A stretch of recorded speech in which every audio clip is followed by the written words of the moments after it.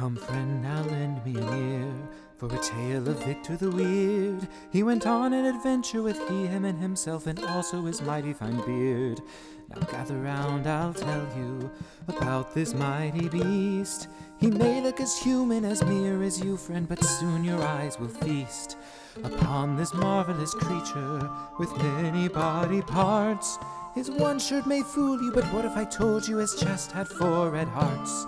One mouth but 1,000 voices, one mind and limited choices, 2 handsome dice, 2 handsome dice. The audience rejoices. He's going to play D&D with him, himself, and he. Those are his pronouns, it's really profound. It's time for D&D, featuring Victor and Victor and Victor, and Victor and Victor and Victor, and Victor and Victor and Victor and Victor and Victor and Victor and Victor. One knows who knows how many repeats. So come and sit down in an empty seat. It's time for D&Me.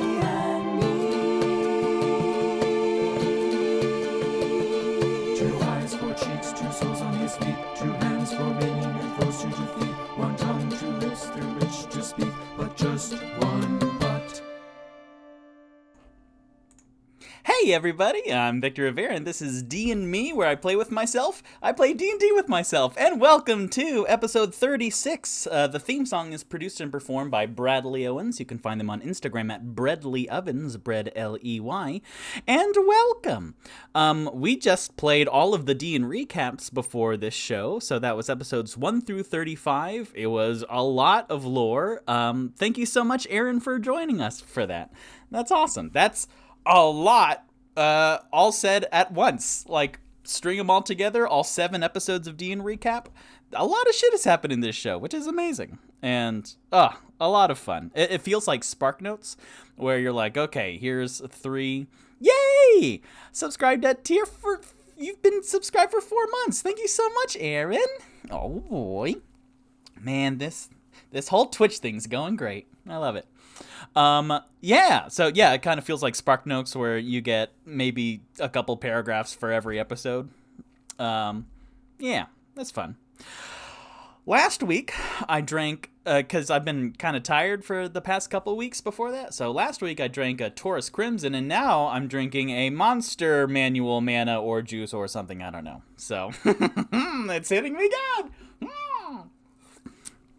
Anyways, I have a lot of show today. It's going to be a big show. So, here we go. So every 5 episodes, I update my pages, so I have fresh inventory sheets, and I've been doing the most new work for D&Me today that I have for a while, and so I'll tell y'all about that in the show itself. But first, we have a couple little quick things. One, D&D revision. At the end of my last episode, episode 35, Paper Bird, I kept saying pseudo-dragon. I said pseudo-dragon instead of fairy dragon like 25 times. So Wishes is a fairy dragon.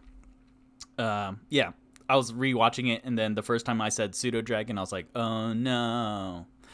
Oh, thank you so much, Aaron. I really appreciate it. Oh, I love my people. Yay! Have a great night. So, Wishes is a fairy dragon. 2. Oh, well, that's it. Some D&Meals. Oh, it's my first time doing that. Watching the last episode for the fairy dragon, I was rewatching it, and I was like, man, I'm very hungry for cinnamon sugar donuts. So I did go out that night, and I got myself a cinnamon sugar donut, which I love how art can influence, like, me doing the thing. Like, a couple times beforehand, I have listened to it, and I was like, man, I really want to do that. So I went and got myself a cinnamon sugar donut, which is great.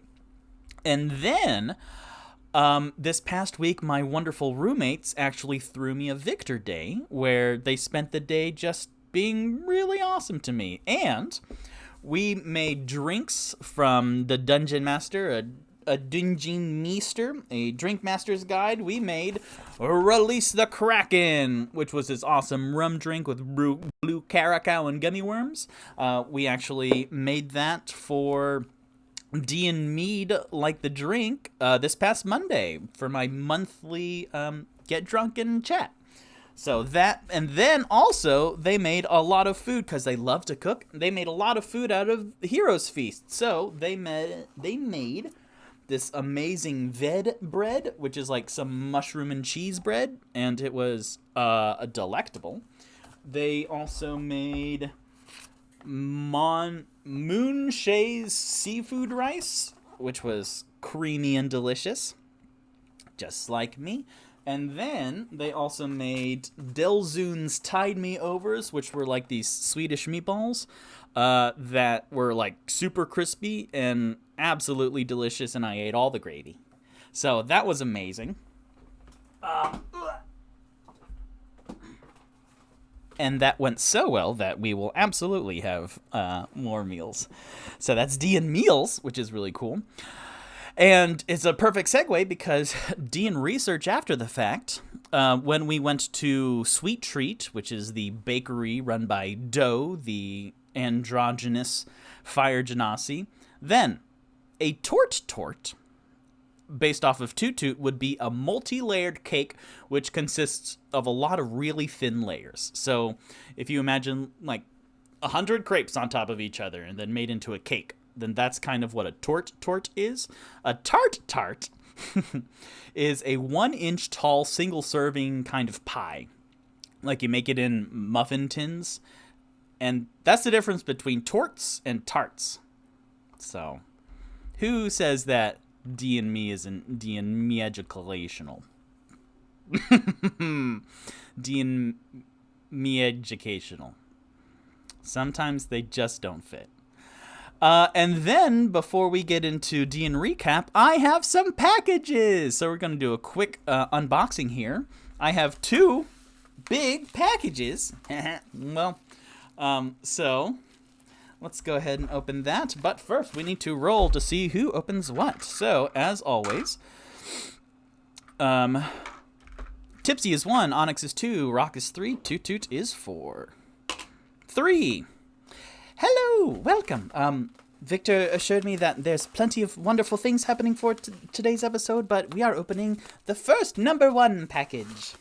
Okay. Great. That was easy. I have a strength of 0, and that was easy. Boop, boop. So, ooh, plastique.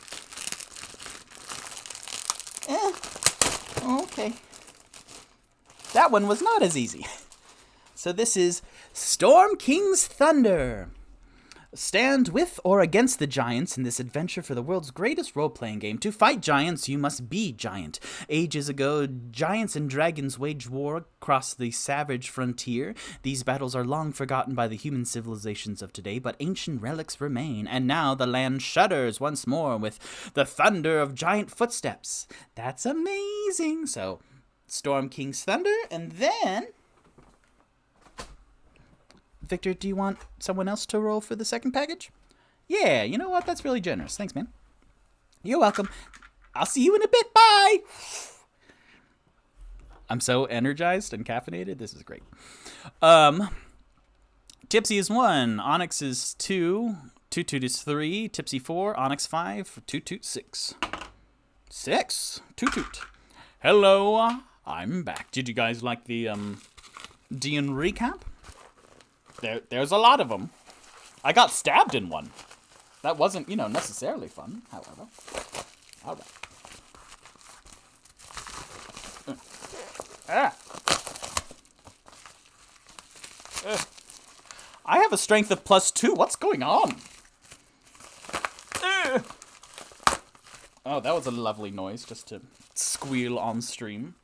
All right. Boop. This is Baldur's Gate Descent into Avernus. Diabolical dangers await in this adventure for the world's greatest role-playing game. Forge your fate in hellfire.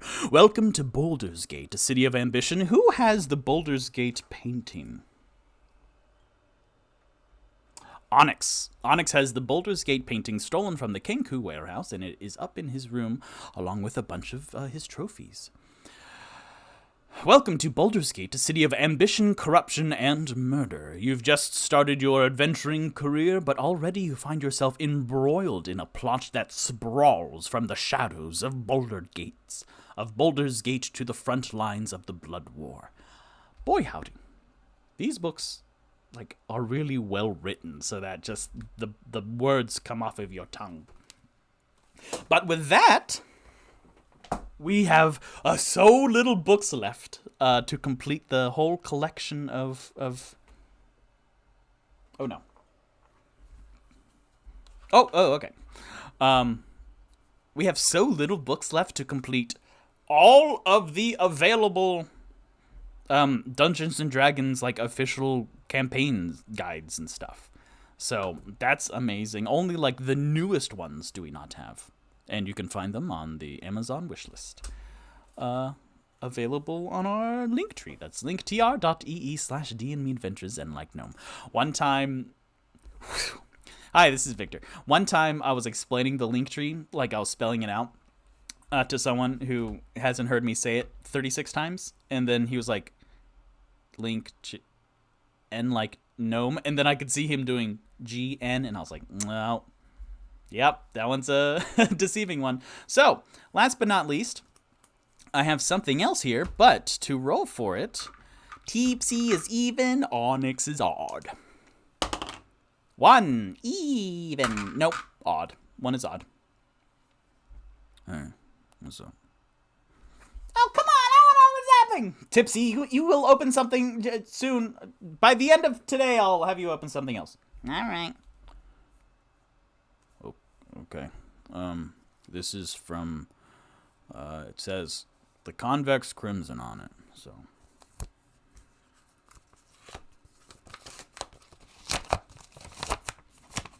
I have a +4 strength, so that was easy.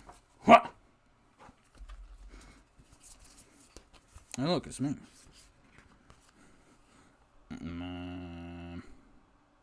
That's me. It's me and then the other ones. So, they're stickers. These are translucent stickers. So, it's D&Me. Oh, look, Toot Toot's right there, and then Tipsy and me. Tipsy before him getting all his merchandise, and then Rock. So, I don't know.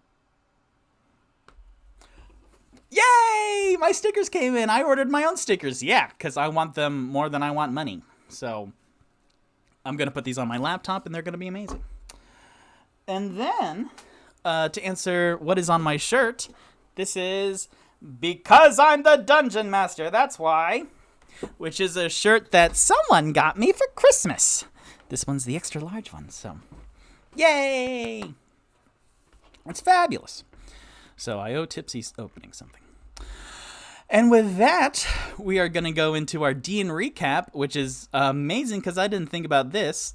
I actually I wrote down the D&Recap because every week for 35 episodes, I struggled so then Toot Toot goes downstairs.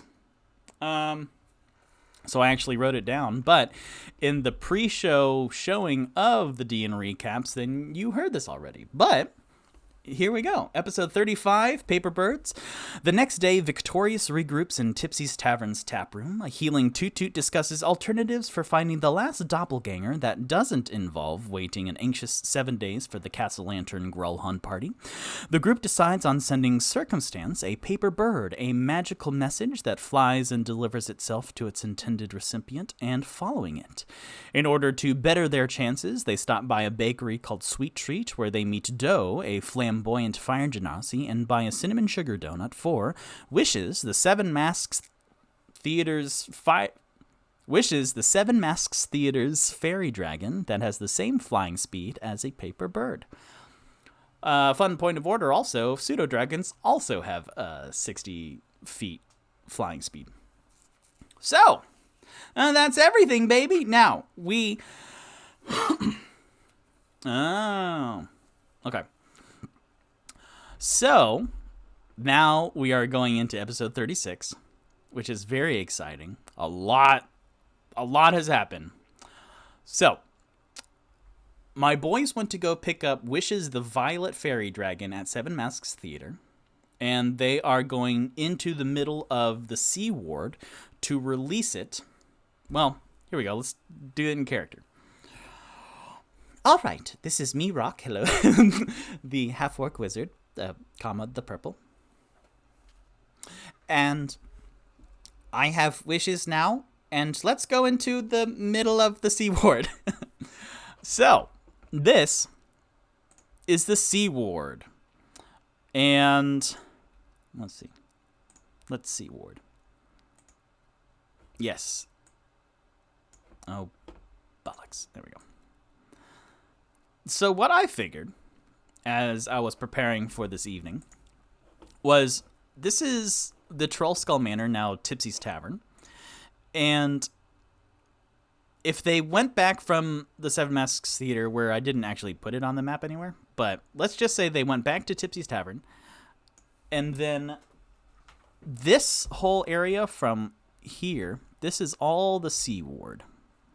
So, going from the Troll Skull Manor and then heading west, this is Delzurian Street. Hey, I had the Tide Me-Overs, which are the Swedish meatballs.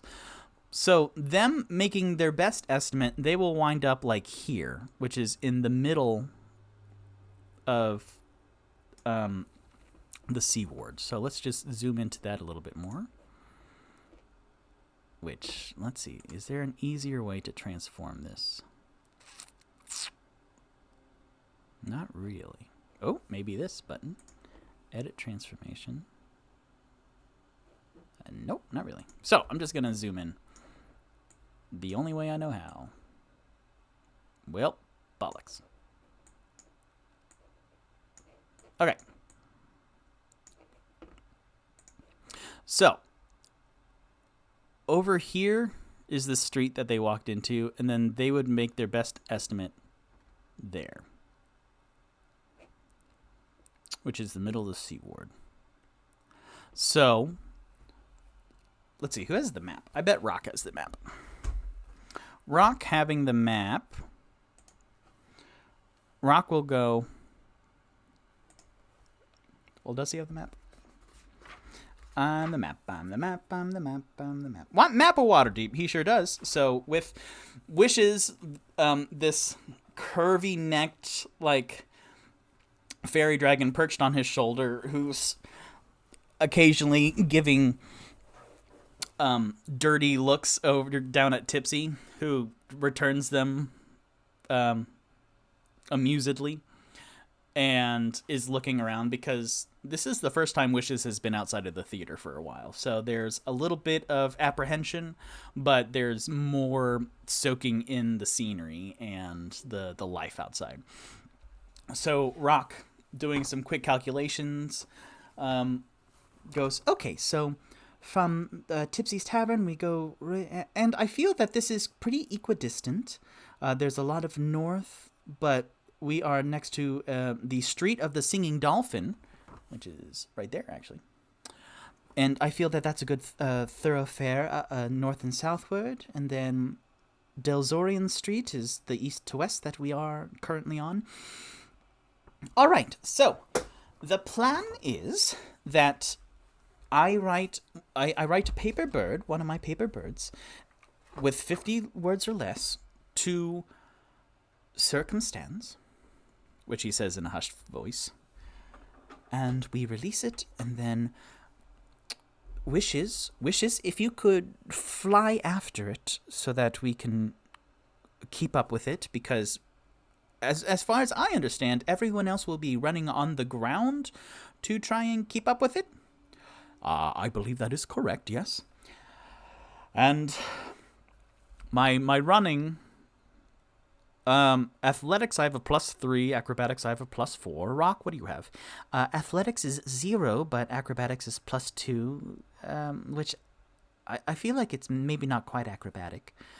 And Tipsy goes, actually, I will be using my dexterity because I have a +4 dexterity and a +10 acrobatics. So with that, actually, since y'all are probably slow, and then also a quick point of order, the Manual of Quickness of Action. Rock, can you tell me what happens in Chapter 6?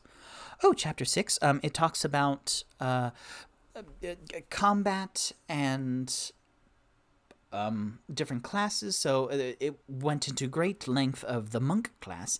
Yes, and what is, describe the unarmored movement for me for the monk class? Oh, well, if you are not wearing armor of any sort, then as a monk you can gain plus 10 speed according to a table of levels. So the more you level up, the faster you get. That is correct. But they didn't account for someone being as small as me, so I actually have gained. I was a 25-foot walking speed, but now I'm 35 feet because I read that whole ding-dang book. So I deserve a reward. So I can go 35 feet around. Everyone else is 30, right? Well, except me. I can only go 25 with this saddle. Ooh, rough. Well, maybe y'all can use dexterity also. What's your dexterity? Mine's +2. Mine is +2 as well. Mine's 0, but I have pretty good stuff. So, I looked up in the Dungeon Master Guide. If you saw one of my posts from earlier today, I brought out all my books to look at 30 different reference points. So the chasing mechanisms, running and chasing in the Dungeon Master's Guide says, if you're chasing after something, you can freely use the dash action, which again, when you are in a round of combat, then you have your movement, which for Onyx and Toot Toot is 30 feet, for Rock it's 25 feet, and for Tipsy now it is 35. But you can do that as your movement, but then also you can spend your action to dash, which is just use your movement again. So Onyx and Toot Toot will be 60, Rock will be 50, and then Tipsy will be 70, which is awesome. The Paper Bird will go 60, just on its turn. Wishes can go 60. But you can use the dash action a number of times equal to 3 plus your Constitution modifier. So, boys, what are your Constitution modifiers? Mine's 0, but I will be using Dexterity, so that's a +4. Is that okay? 3 plus 7? Wait, nope. 3 plus 4, that's 7. Yes. Onyx? My Constitution's 3, so 3 plus 3, that's 6. I can do it for lots of... I'm hefty. And hardy. Yes. Rock? Well, as we all know, my mind is more my strength instead of actual physical strength. So 3 plus my Constitution modifier, which is -1, so 2 rounds. Unless I can use Dexterity. We will figure that out in 2 seconds. Toot Toot. Constitution 0 modifier, and then Dexterity +2 as well. So if you want to... So, hey, I'm Tipsy. So, I will be using my Dexterity because I just learned it. But, Rock and Toot Toot, let's see if you can catch up just real quick with me to see if you've earned using Dexterity over Constitution. Ready? Set. When do we start? Now! Ah! And so Tipsy then jets off, and then I will roll for Rock and Toot Toot. Let's see. This is going to be Onyx. This one's going to be Tipsy. This one's going to be Rock. That's perfect. And then this big boy is going to be Toot Toot. That's great. All right, so Rock and Toot Toot will run after Tipsy. Okay.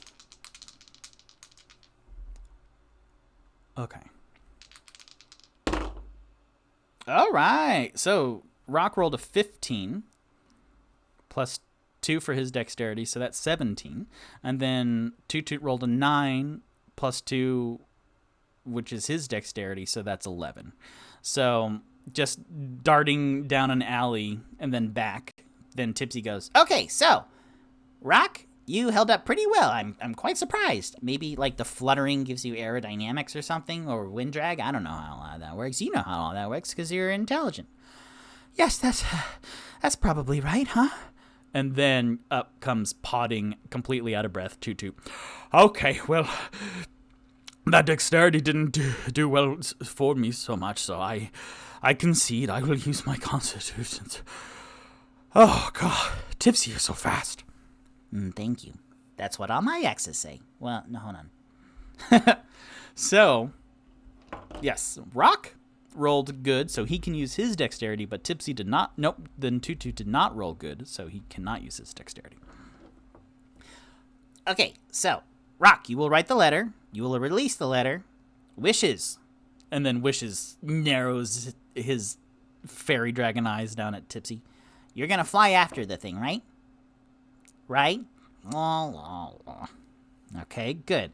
So Onyx will use Constitution for dashing, and then Rock will use Dexterity for dashing, and then Toot Toot, you're going to use Dexterity for Constitution for dashing. Yes, thank you for reminding me. Here's the thing. Should I use the rooftops? Because I am dexterous, and I have a plus 10 acrobatics, so I'm 70. I think that might be good to keep an eye on it, because when Wishes is flying after the paper bird, then, like, if he disappears... Oh! Well, if you disappear, I want to, like, keep an eye on you so I can, like, yell out cardinal directions of going, oh, he's going south! Or whatever. Because you three are just terrestrial-based, right? That's actually a really good idea. So, here we are in this corner. Nope. So here we are in this corner. If you go on one of the rooftops, well, what happens if he goes west? Well, then I'll just jump off that roof and I'll be really cool and do like a duck and roll and stuff. Okay, well, be careful. Rock, I have a plus 10 acrobatics. I think I will be pretty good. So, let's see. Anything else we need to plan for? Should we choose the order? Because the chasing mechanics, you need to roll initiative. So yeah, I say why not? Yes, I think we should roll for the order to see who goes first. I mean, I'm gonna catch up pretty quick to it, so here we go. Well, hot damn. Yeah, I rolled a natural 20, so I'm definitely going first. Tipsy first. Even though I'm not going to do as well during the actual thing, then I feel like I should go next. Toot Toot rolled a 15. Then I will go next, Rock, with an 11. I rolled a 9. And then... Oh my gosh, all these dice worked out perfectly. Like, every evening I choose dice specifically, like, oh, I think this one represents this. So Tipsy has the rogue dice, Toot Toot has the big dice, Rock has the purple dice, Onyx has the red dice, Wishes will have this invisible see-through one, and then the paper bird will have this cool, like, mechanical looking one. So that's great. Now,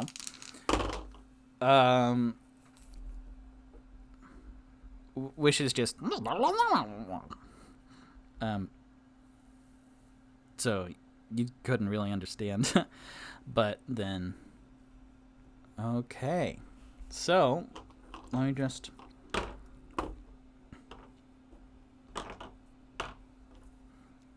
Alright.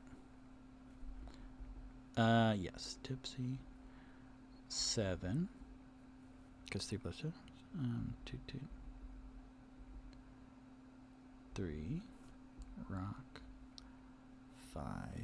Onyx. 6. Cool. So. Tipsy says, great. Rock, write the letter. And don't say his name until you fold it up and then release it, right? Yes. Okay. So. I'm just writing down the first two words because there are 50 words. So I'm actually typing this in a Word document that has word count. So the name nowhere knows your oh and then he looks down at his quill and ink pot, and then he scratches out the last word because it wasn't what exactly he wanted. Does that count as one of the words? Yeah, I guess so. Oh no, I'm messing up. So, yeah, he wrote it, so I have to be really careful. So this one's scratched out, but the name nowhere knows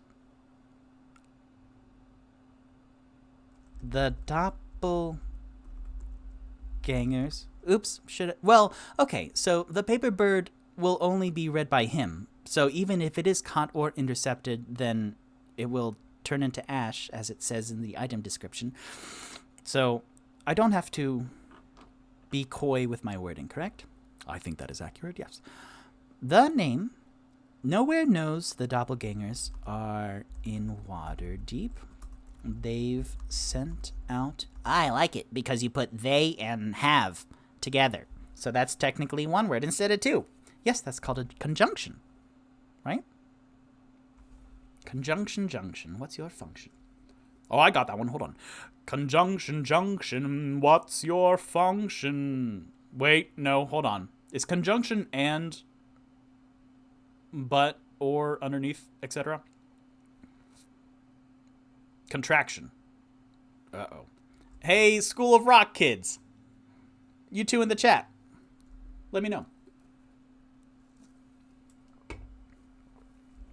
Because I didn't watch them.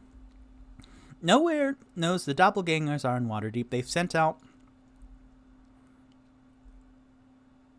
bad guys to find and perhaps hurt you. 21 words. We've told Sheen, Princess, I'm not going to put misdirection because those are two more words, and Tiffany, you are the last one.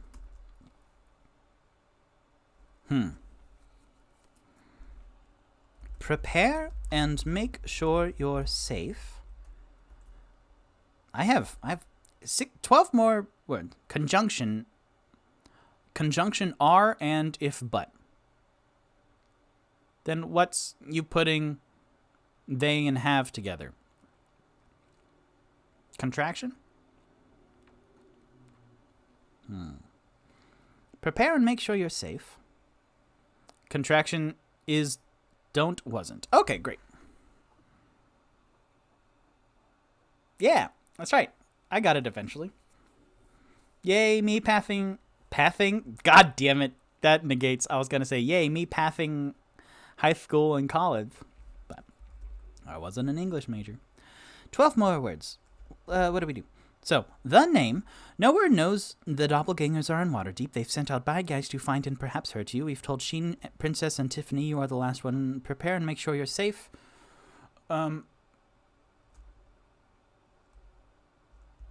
Maybe stay where you are. Best. Victorious. Well, comma, the adventuring party.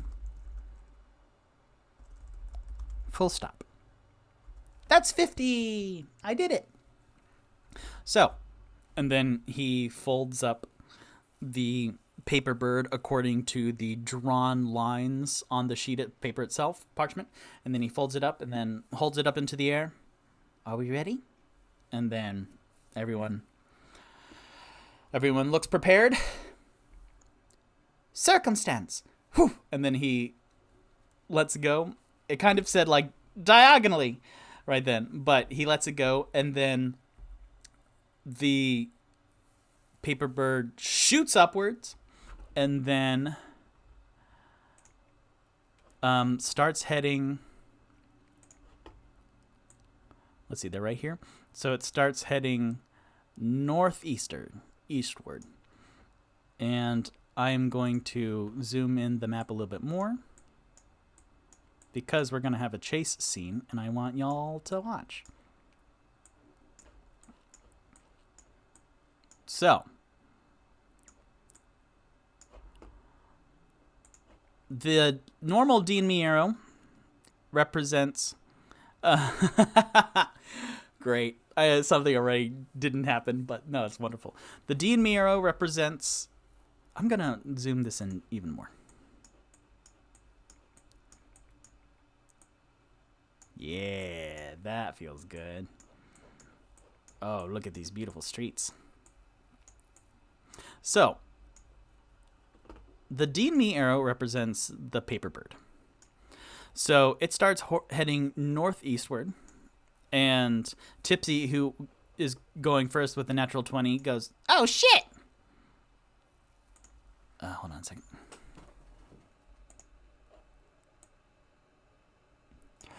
Yeah, Tipsy, who rolled natural 20, went, "Oh, shit, I didn't get up on a roof! Ah!" And so he will spend an action climbing up onto a roof. And let's roll an acrobatics checks for that to see.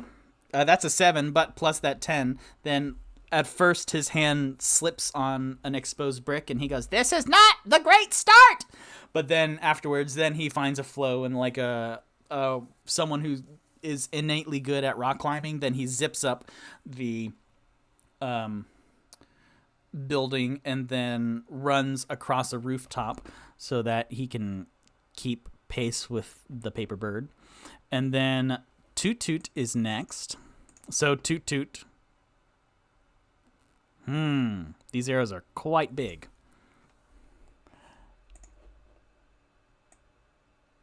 Oh, bother. Because we can't see the buildings underneath them. Well, maybe I won't do all the individual ones. So we'll just have the D&Me arrow kind of a block to the right so that we can see underneath. I'll keep the Tipsy one, though. So the Tipsy and the paper bird are on top of this building and heading northeastward. And Toot Toot, there's a building in the way. Oh, no. And so then Toot Toot himself, he will go a little bit into like this little alleyway. I'll have Tipsy be like on par with the paper bird because he has the speed for it. Then Toot Toot kind of goes in this little alleyway. And then he maneuvers between this really narrow building and kind of winds up there. And then the paper bird, I gave the paper bird like very first initiative because it needs to get airborne. So the paper bird actually is next in the order with a 12. So the paper bird goes 60 feet, continuing this way. So yeah, let's just say it's over there. And Rock, no, do we split up? And so then he sees Toot Toot going one way towards narrow buildings, and then he will actually go to the right to try and like head it off down a different pathway. And then Onyx, fuck. Then he goes left. So they're all kind of splitting up because Toot Toot, everyone can see that Toot Toot's kind of struggling to, let's see. Nope. Struggling to keep up and maneuver through buildings, so they're going to try and run around it. Yeah, this is difficult, huh?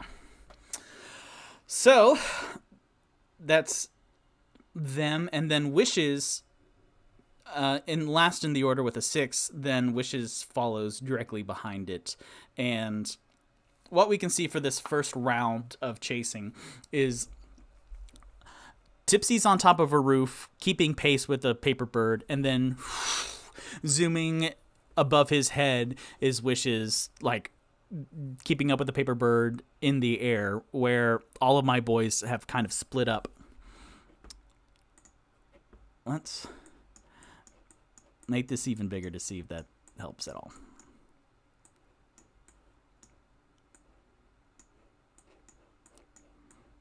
Yeah, that's better. Oh, much better. Cool. So, Toot Toot is kind of coming through here. Tipsy is on a... Whoops. Oh, shit. What was that? That's everything. Tipsy... I'll just have him and the D&Me paper bird, like, off to the side so that we can still see underneath. And then Onyx is heading this way.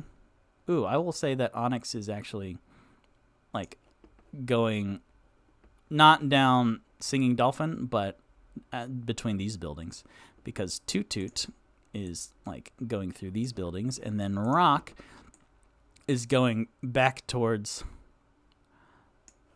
down the alley so that he can maybe head off Flint. So that's the first round. 1, 1, 1, 1. Then Tipsy will go next. And stop doing that button. So Tipsy will, let's see, he's on a rooftop, so he'll just continue running this way. He's gonna love the arrows. Yay, good. I'm glad. Tipsy's gonna run the rooftops because the paper bird is just heading in a straight arrow northeastward. So Tipsy's running along, tick, tack, tack, tack, tack, tack, tack, on the rooftops. Oh, here's what I can do. Oh my gosh, y'all, I'm brilliant. So, the paper bird. I clicked the wrong button. The paper bird, represented by this D&Me arrow, was here, and then went one round here, and then one round here. Yep. And then Tipsy. Yes, that's great. So then Tipsy will run up these rooftops, and the paper bird's, like, right here over this building, so he's keeping pace. And then Toot Toot. Oh. Toot Toot. Yeah, this is good. Toot Toot will squeeze in between the buildings and then travel pretty much directly underneath, which is pretty great. Rock, who is down here and regretting his choice, starts heading up Flint Street. And then Onyx, squeezing through these buildings, goes to, what is that? Excuse me. Sighing Maiden's Walk. I like it. Starts heading towards Sighing Maiden's Walk. And Wish's flying is just directly behind the paper bird, which is great. So, then that's round 2. Who can still see the paper bird so far? Tipsy can, Wishes can, and Toot Toot can. Onyx and Rock. Onyx can maybe see it. Well, and no, Rock has a couple buildings in his way. So does Onyx, honestly, actually. So, at the top of the order, Tipsy will continue running down the rooftops. Clack, clack, clack, clack, clack, clack, clack. And then Toot Toot will continue running through, like, this backyard garden almost. And he's like, oh, golly, oh, no. And then he sees this really narrow passage right there, and then this more open passage. And then he will choose. Left is even, right is odd. 2. That is even. So, I squeezed through the first one before. So he's heading this way. Then it is the paper bird, which continues to fly to the right, pretty much. And then you hear underneath Tutu going, no! And then Rock, he's running upwards. Let's see if Rock can see it. I would give him disadvantage on it because the paper bird is right here. And that's a couple buildings deep. But it depends on how high up the paper bird is. Let's see. I would say, as tall as the tallest roof. That's what I would say the paper bird is. So, but if Rock is that close to buildings down Flint Street, then, yeah, he will have disadvantage on investigation. Ooh, I can take the letter. I can save the letter so that I don't have to try and figure it out. Okay. Neat. So, Rock will roll disadvantage on investigation to try and see if he can still see it. That's a 13 plus 6 and then a 7 plus 6. That is 13. And then the paper bird itself, that's a 4. So, yeah, in between like the spaces of the buildings, then Rock can still see it a little bit, and he knows that the paper bird is heading northward, same as he. And then Onyx over here will just head up Silent Maiden's way. And I should roll disadvantage for that. That's 9. And then the same 9, but it kind of tripped over some chords, so I'm just rolling it again. And that's a natural 1. That's what I was kind of wanting. So then Onyx, coming to the end of the thoroughfare of this little path, then he looks around and he can't see anyone else over here. And he's like, oh. Meanwhile, Wishes is like right on the paper bird's tail of, like, in flight combat where like planes are right on each other's tails, like Top Gun and stuff. That. So back at the top of the that was 3, huh? That's the third round. So Toot Toot is now out of free dashes. So back at the top, Tipsy will run to this rooftop, and then he's going to try and hop onto this rooftop right here with a jump, but he'll try and do like a leap, like a forwards front, so that he can do some acrobatics with it. That's a 4 plus 10. I'm going to say no. I love giving my boys, like, yeah, you can do it, and making it kind of easy on them. But I will say that this building is lower than he thought. So as he runs and jumps to the edge, then it's almost... There's a scene in one of the Mission Impossibles where Tom Cruise runs from rooftop into, like, another rooftop, but then the actor Tom Cruise actually fell short, so like he into the side of it and like barely hangs on, and like I think he broke a couple ribs and something. So I will say that exact thing happens.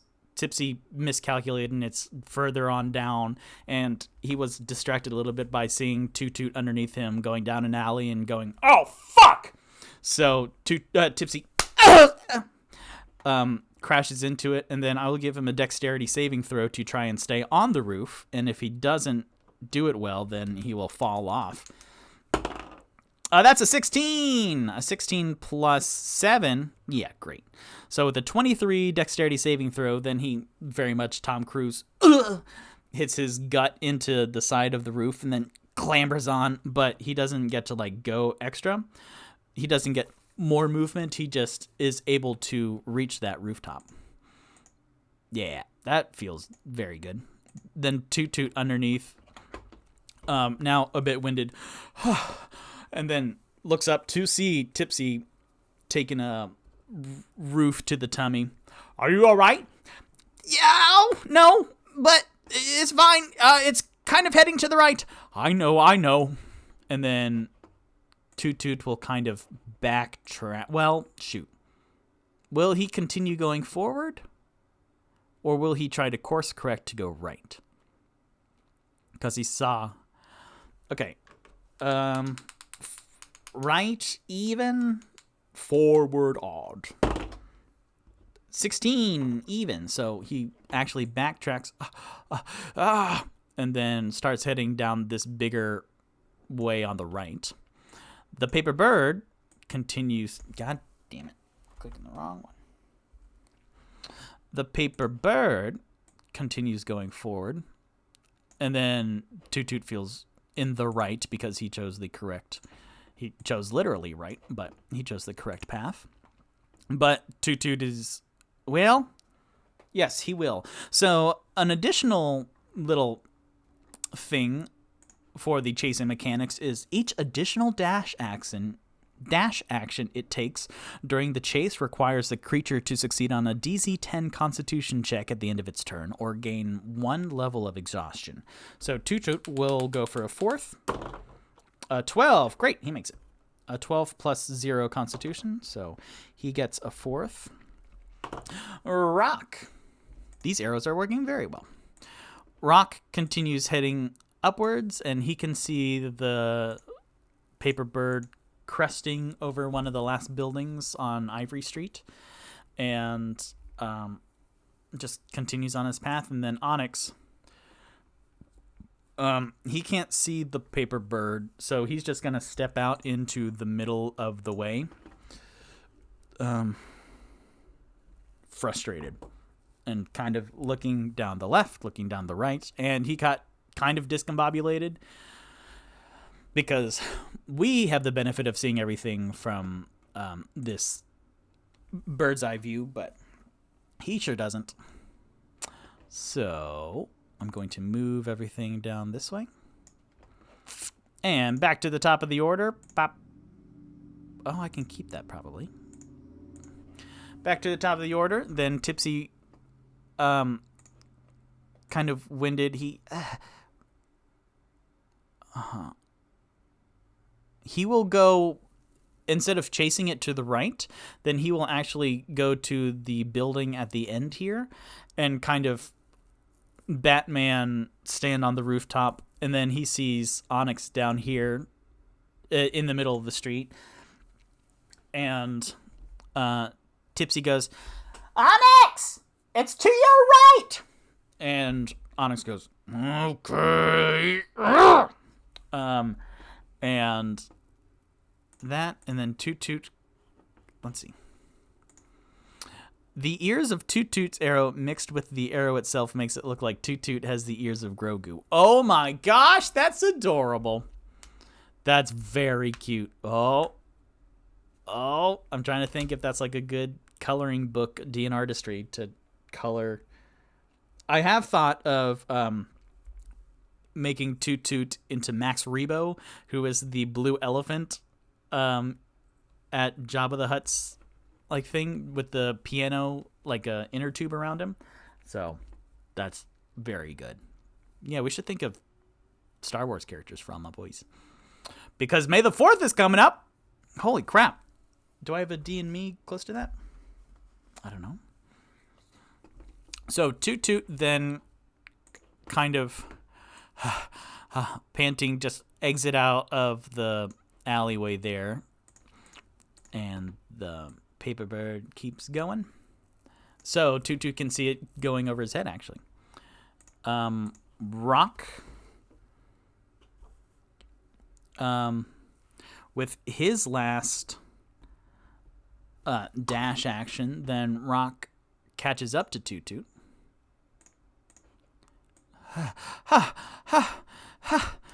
And then they both can look up and see the paper bird at the end of Flint Street, making its way to Ivory Street.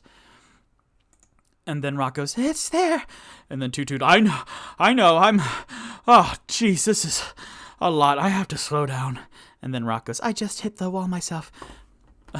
And then you hear, dum, dum, dum, dum, because Onyx is, with his last, well, no, he still has one more after this, but he starts heading right towards the paper bird.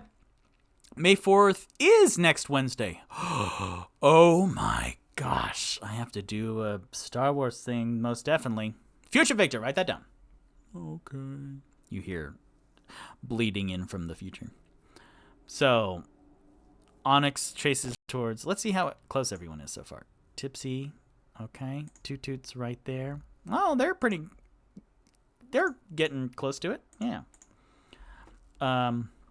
So that's Onyx, and then Wishes is just on par, like feeding off of its tailwind, actually. So Tipsy, let's see. So Toot Toot is now tired. Rock, like they spent all of their dashes. Tipsy, let's see, the paper bird's right there. Tipsy will try and run again to get that rooftop. So hopefully he does it better than 4. With a 19. Yeah, a 19. Plus 10. So you see him sharply turn on his heel not about face, but go 90 degrees to his right, and then expertly, very much any like Matrix action movie or something, you see him perfectly pose in the air and then do a beautiful roll as he hits that rooftop, and then he actually rolls all the way to the other end of the roof. And with a 29, yeah, why the hell not? I will say that worked so well against his 14 earlier that he rolls to the crest and then rolls down this and then effortlessly jumps to that rooftop also, which these are pretty hefty distances between these rooftops, but Tipsy handles it, and then Toot Toot, seeing Tipsy fly overhead again, but this time gracefully hitting the next building, then he kind of with his hands on his knees, then exhaustedly goes up to Ivory Street, and he goes, "Oh, what a bad name for a street," as the paper bird continues onward over his head. And he looks up, and it's very a Michael Bay shot low, and then the Michael Bay camera angle where it's low, looking up at the heroes as the helicopter flies right over it. So we look up to see the paper bird just flapping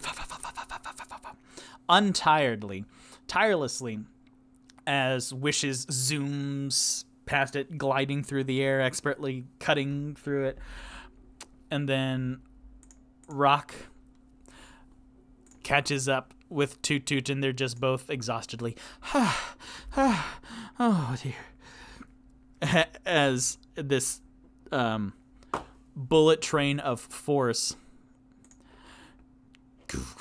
Hey Blue, we're doing a chase. Scene. So Onyx do like stomping past both a tired Toot Toot and Rock, runs and then sees that the arrow is heading into the next cluster of buildings, so he takes a sharp left and then goes in.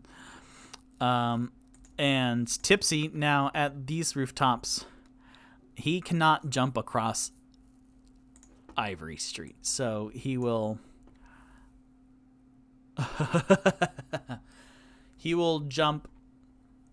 call out, "Hey, catch me!" And as both Toot Toot and Rock look up, then Tipsy jumps towards Toot Toot's hand, so Toot Toot's arms, and then Toot Toot will do a dexterity saving throw to try and catch him. With an 11 plus 4, 15, yeah, with the heads up also, then he tiredly catches Tipsy, and this is like a 2'10" gnome, but with like cannonballs into his arms. Then Toot Toot dips down and, like with momentum, then deposits Tipsy on the ground, and then Tipsy runs across the street with now his last dash action. So Tipsy and Onyx are pretty much on par. Yep, that's Tipsy's last dash action. And then Tipsy goes, yeah, now I'm getting tired, huh? Toot Toot, who can see both Wishes and Tipsy and Onyx charging after it, he kind of takes things slow. Okay, I'm just going to walk down this atrociously named street. And he will actually look around perception. He will use his turn to see if anyone are eyeing his tusks, because that's like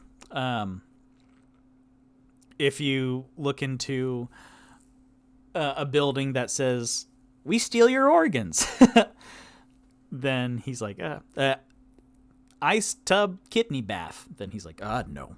So with the 4 plus a perception of 3, then with a 7, then as he's slowing down, then his mind is racing with the adrenaline, and it's not the runner's high, it's the like 3 more weeks of this and then maybe you can get a runner's high. So he's just like numb in his body.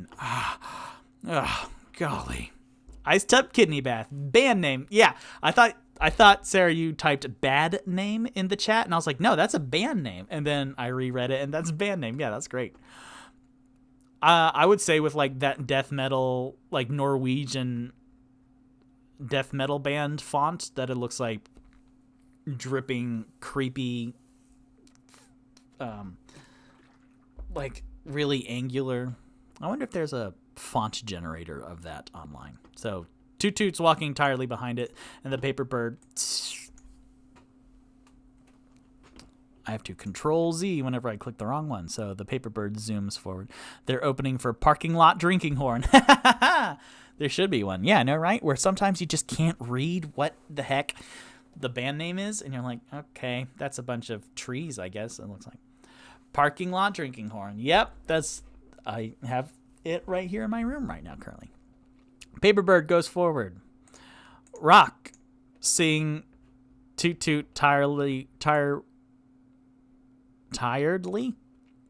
walking that way, he will follow Tipsy and Onyx, who Onyx go is running forward. He will use a dash action, and which will do the Constitution 10 saving throw. So Onyx is this red one.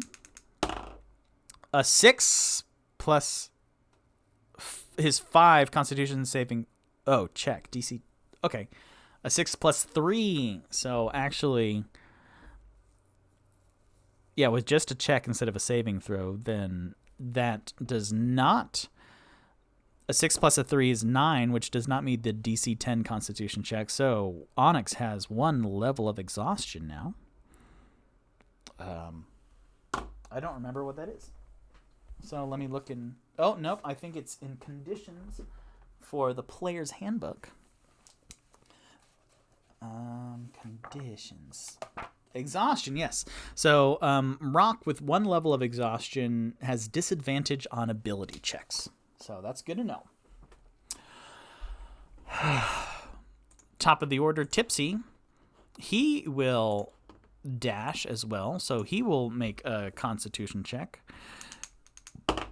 With a 10, woo! Plus 0, though, woo! That's even closer. So he barely passes, so he kind of brushes up against a now being winded Onyx. Oh, whoop! On your left. And then Toot Toot now seeing that Rock is going into the alleyway too, then Toot Toot kind of turns around and then walks the slowest of the bunch to that alleyway. As the paper bird goes. Phew. Wish is right behind it. Rock. So now it's Tipsy out in front, followed by a now tiring Onyx and Rock, and then a very tired Toot Toot at the end. So, taking all that away. It's Rock's... Yeah, Rock is joining, catching up to the tired Onyx, who trudges forward. And then I will say, because that turned out fun, well,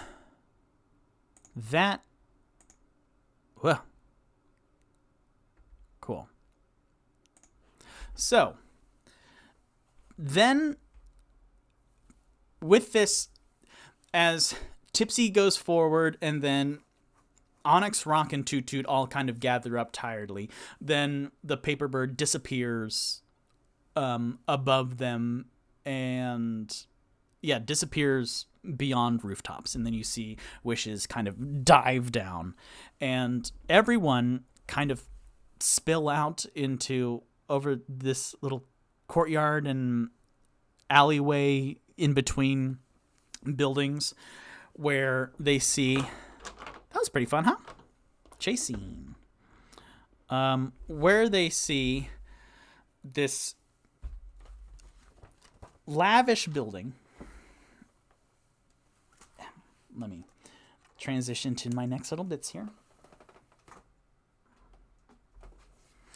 Where, again, this is the C Ward, where all the buildings are really nice. And instead of just normal cottage thatch roofing of all the other high fantasy neighborhoods elsewhere, like in the Troll Skull Alley, which is the block that Tipsy's Tavern is on, then they all kind of have the same thatched roofing and either logs or brick, but these are pretty fancy houses, buildings, and one of them, you hear Volothamp's name, Volothamp's voice reading the Enchiridion, going, "If you need to refresh yourself during your travels, or perhaps to prim before an important meeting or a night out, visit Soon's Faithful at the Temple of Beauty. Its marbled public baths and mirrored saloons are open from before dawn to after dusk. There's no fee for these services or for the advice and aid of the temple's many pleasant attendants, but donations are encouraged." So you hear that just as the voiceover. And sure enough, as my boys spill out into this little courtyard, then you look up and then you see these marbled pillars going up and this very polished building that says the Temple of Beauty at the top. And Rock, I was thinking about this earlier, so this is perfect. Rock will roll a history check because he never does that. An 18 plus a 6. Oh boy, he sure does know the thing. So, Rock, running to catch up, looks up. Temple of Beauty. Yes, we read about this in Volos and Chiridian. Soon is the goddess of love and beauty, so that is where... And you see the symbol of Soon at the top of the really shallow triangle at the top of, ancient Greek buildings at the top of columns, where it's this face made of marble just like moving and then looking down and smiling, and then these flowing locks of like a red marble are moving behind her as she drifts her head from one side to side. And it's this facade, but the symbol of Soon is a face of a beautiful red-haired woman. So that it's very much like Harry Potter and Fantastic Beasts and Where to Find Them, where this is just the outer layer of the building, and it looks down at my four boys, but then it also looks to its right. So when we're facing the building, then it's the left, and there's kind of a blank facade of a building where it feels almost like, when they build Western towns for a Western movie and they just build the front of it. So it's this plywood, but that it's flat and one-dimensional because when you look behind it, then there are just support beams holding it up. So it feels very much like that. But when you look at it, then it's just a blank gray stone wall. And sitting at eye level is the paper bird fluttering in the air and then dunk, dunk, dunk, dunk, hitting itself, bumping into this peculiar item embedded into this blank gray wall. And Tipsy, who's the first one there, looks up at the face of a beautiful red-headed woman and then looks down at the book and goes towards it. And then you hear Rock, "No, hold on, wait. Let me look." And as the camera follows Rock, who is walking towards Tipsy, then we see what the paper bird is actually hitting. So it is a book that's kind of a couple inches, a real thick book, but it's a couple inches into the stone wall. And this book is bound with soft green leather, 8 inches wide and 14 inches tall, and set with golden clasp. The book gives off an unmistakable scent of lilies. Set into its cover is a polished oval mirror with a delicate gold frame styled like locks of hair, which appear to spill down around the face of anyone who looks into the mirror. So as they walk closer, then the paper bird is actually bouncing off of the mirror of the book's cover, and then after a few more dunk, dunk, and this fluttering, and it's almost pretty bird for a parakeet, dunk, and then it stops in the air and then emulates. Is that the word? Because it just catches on fire and then drifts down into ash. And then Rock goes, "Huh, this is quite strange." And then he steps back and looks at the stone wall again, and it looks like it should be the entrance of a building, but it's just a tall, blank rectangle with the book in the middle. Interesting. No, Tipsy, put your hand down, because Tipsy's reaching up for the book. And the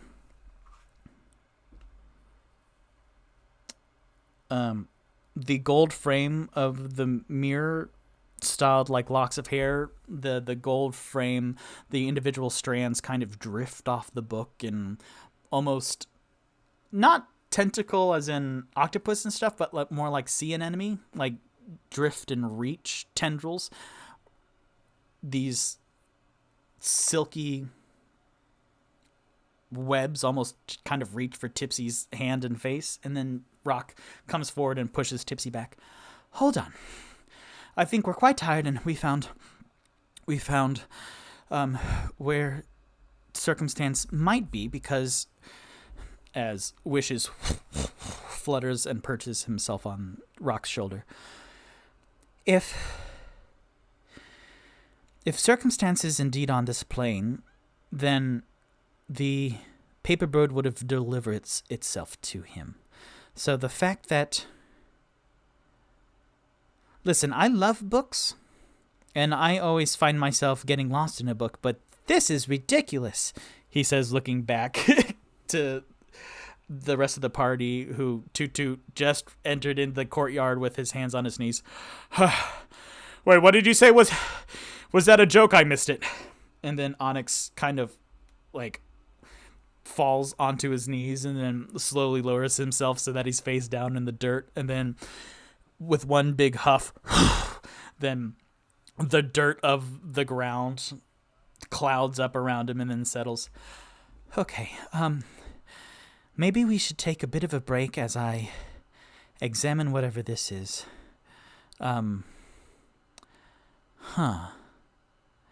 So that is a perfect point for intermission. and I'll tell you what the heck's going on, because that worked out great. The chase was pretty fun. The arrows, we found a way that they worked, and this is really exciting. So let me use an intermission real quick. Ooh, I haven't even fished my monster, but I do need to use the restroom. So, yes, we will enjoy an intermission, and I'll be back in like 2 minutes. Here we go! Hello, I am Tutu the Loxodon Bard, and for this intermission, I, of course, am going to sing a song. So here we go. Watch D&Me, toot toot toot toot toot toot, be happy, toot toot toot toot toot toot. Don't worry, watch D&Me, toot toot toot toot toot toot toot toot toot toot. It's a pretty good show, toot toot toot toot toot toot. It stars me and these three, toot toot toot toot toot. Interesting tidbit. The a cappella bard, Bobby McFerrin, this is a little anachronistic, but the music video, the show, the performance of that song also has the comedic performer Bill Irwin, but very impressively, it has the late and great Robin Williams. So if you haven't checked it out, check it out now, and check out this intermission as well. Hi, I'm Victor Rivera. This is D&Me, where I play with myself. I play D&D with myself. This is an actual play show 5th edition where I DM and play 4 characters of campaigns past. Hi, I'm Tipsy the Forest Gnome Rogue. We stream Wednesday nights on Twitch, 7 p.m. Eastern Standard Time, and we throw the video up on YouTube Thursday mornings. And I have a rat named Waddles. He's cute. I'm Onyx the Dwarf Barbarian. We do other stuff. I'm Rock the Half-Orc Wizard. We do D& Artistry and Art Stream on Tuesday nights, and D&Me'd Like the Drink one Monday a month, where we grab a glass of something good and chat about how D&Me's going, answering audience questions, but mostly going on tipsy tangents. That's me! And I am Toot Toot the Loxodon Bard. If you want to catch up with the current campaign, listen to the first episodes in their edited podcast form, which you can find on Apple Podcasts, Spotify, Anchor.fm, and others. And if you want to catch up even quicker, watch D&Recaps, where we summarize 5 episodes of D&Me at a time. And we also have D&Me Extras, which are fun little behind-the-scene videos. You can find us on Facebook, Instagram, Twitter, and a bunch of other places where? On our link tree, that's linktr.ee/DNMeAdventures and like gnome. Thanks! We're so professional. Yee! So, yes. Tutu didn't mention the D&Recaps, so episodes 1 through 35, so you can be completely caught up on the campaign, except for, this episode that we're doing live right now. You can watch those on YouTube. It has its own playlist, and here on Twitch. But yes, that was what I did pretty much this past week. For 3 days solid, I worked on those D&Recaps. So that was 20 episodes over 4 episodes of D&Recaps, and then I worked on a 1-page PDF of D&Me. And now we're back. Mom in the chat says, I thought that said parking lot drinking ham. And then Java perks up. What? And then also love Toot Toot's song. Yeah, that harkened back to episodes 1 through 9, where Toot Toot had a D&Me theme song for the beginning. And then when we hit episode 10, then Bradley made the theme song that we know and love and adore today. So that's that.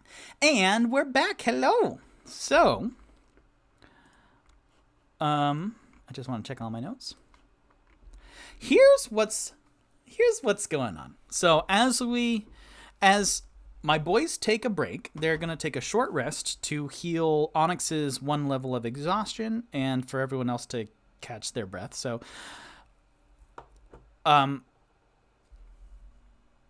does Toot Toot regain spell slots? I don't think so. I think that's only warlocks. Yeah, he's fine. He has more spells. So, what this is, as Rock goes closer to investigate, and he's going to ritually cast in this short break Identify. Sarah says, I'm always going to miss Tipsy, get off the table. Never! How much have you had to drink? Not enough! Yeah. It's good. There's a lot. But with these new individual character intermissions, then I'm going to record 4 new minutes for starting next week, so that we can go back up to the top of the order with Tipsy and little slices of life. So that's fun. But as we get closer, as Onyx ritually casts Identify to figure out what this book is, because all logic says that Sir Cumstance is in this book, but that doesn't make a lot of sense. As we get closer, very video game wise, the camera's over Rock's shoulder as he looks around without touching it. Then you see the D&Me achievement banner that says "Badoomp, Candle Keep Mysteries 1/?" Because I was thinking where the heck Circumstance is. And I was just racking my brain, and I could make up a whole new thing, which is fun because also this shows, let's see, is it right here? Yeah, it's right here. So for the Castle Lantern Grolhan party, I made up a whole map about that, and it's right here, and that's all you get to see of it.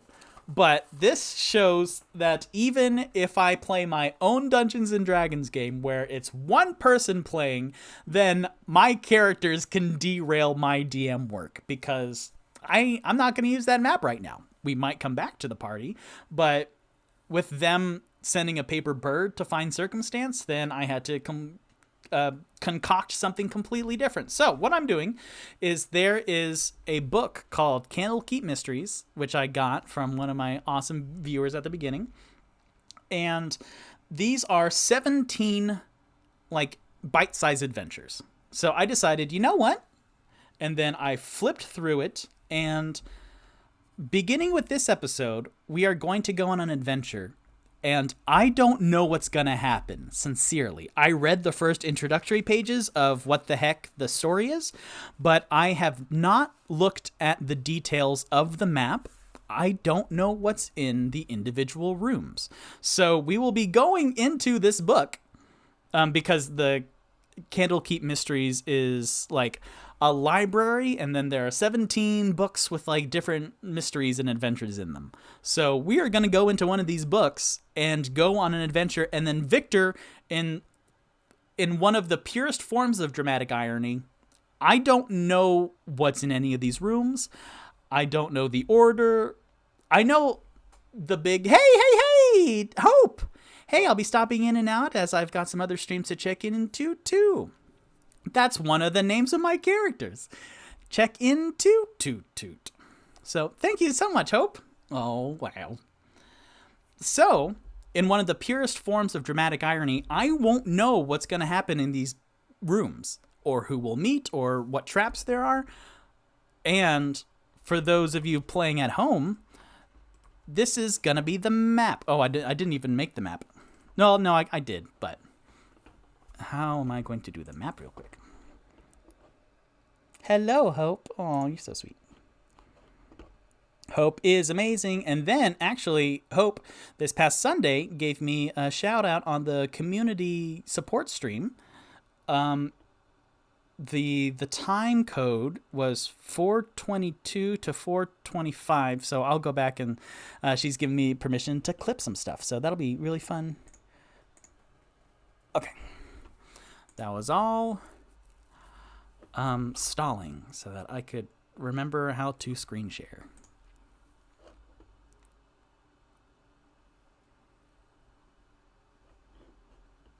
So,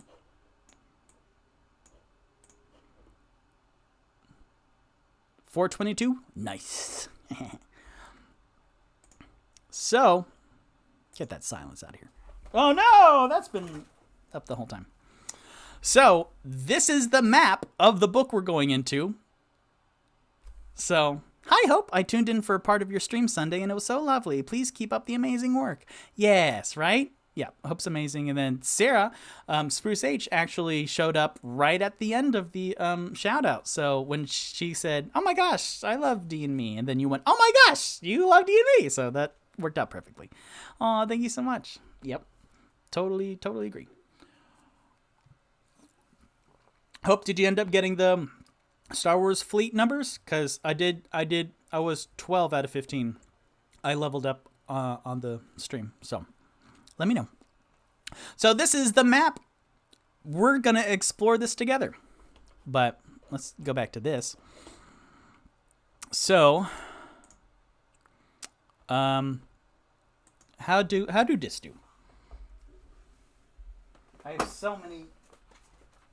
I did the unboxing, so there's a whole bunch of boxes around. Onyx. Nope. Rock will cast Identify ritually. So he will figure out... What does Identify do again?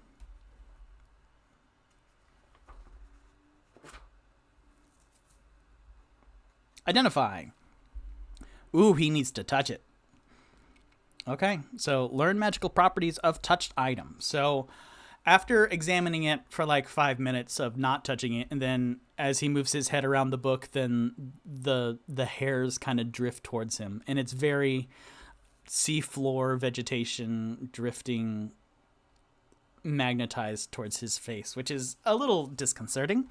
But he looks at it for a while, and then he retracts and goes, okay, the book, the title of it is called The Price of Beauty.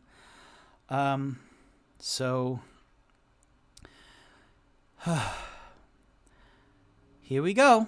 And so then he touches it, just the edges of the cover, and he gets a wave of this powerful magical aura washing over him. It's illusion, amazing, and conjuration. So that could be a number of different things. Everyone, stand back. Brace yourselves. And then Onyx, who at this point kind of lifts his face off of the dirt and wipes himself off, but then stands up and then gets it into like a defensive, like very bend knees, stable core. He has his hand drifting back towards his ice anchor, and then Toot Toot getting up. Here, would you like a bardic inspiration? Yes. What's a book song? What's a book song? Book. You got the luck. Oh no. Okay. I will talk. I will start a sentence and then see where the end said. I'm stalling and then thinking. Read. Yes, that's perfect. Thank you. Oh, that's brilliant. Paper bird in the sky, I can go twice as high. Take a look, Rock. It is a book in the middle of a stone wall. I hope Sir Cumstance is there. Inside the book, let's take a look.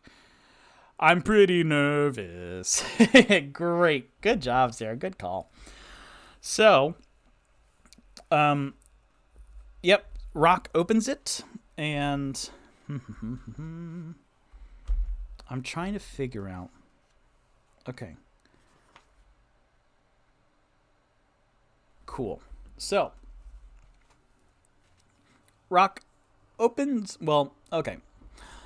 As he touches the, and this is like, I chose this adventure hours ago, so today. So I did a bunch of work on it just only for the introduction, and then we'll go into the rooms completely blind, which is very exciting. So as Rock touches the edges of the frame and looks into the mirror, then instead of the purple-skinned half-orc, bespectacled half-orc looking in it, then his face morphs into that of the beautiful red-headed woman that's actually on the building of Temple of Beauty. And the image of Soon replaces their own reflection and says, "Well met, dearest one. How do you feel today?" And then Rock gasps a little bit. I am well, and yourself? Good. Your glasses are great. You could try cleaning them and then finding some with you can find spectacle with arms to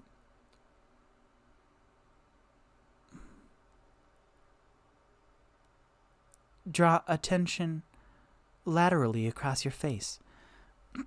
I don't know how fashion do, because this mirror offers encouragement and advice on grooming and self-confidence.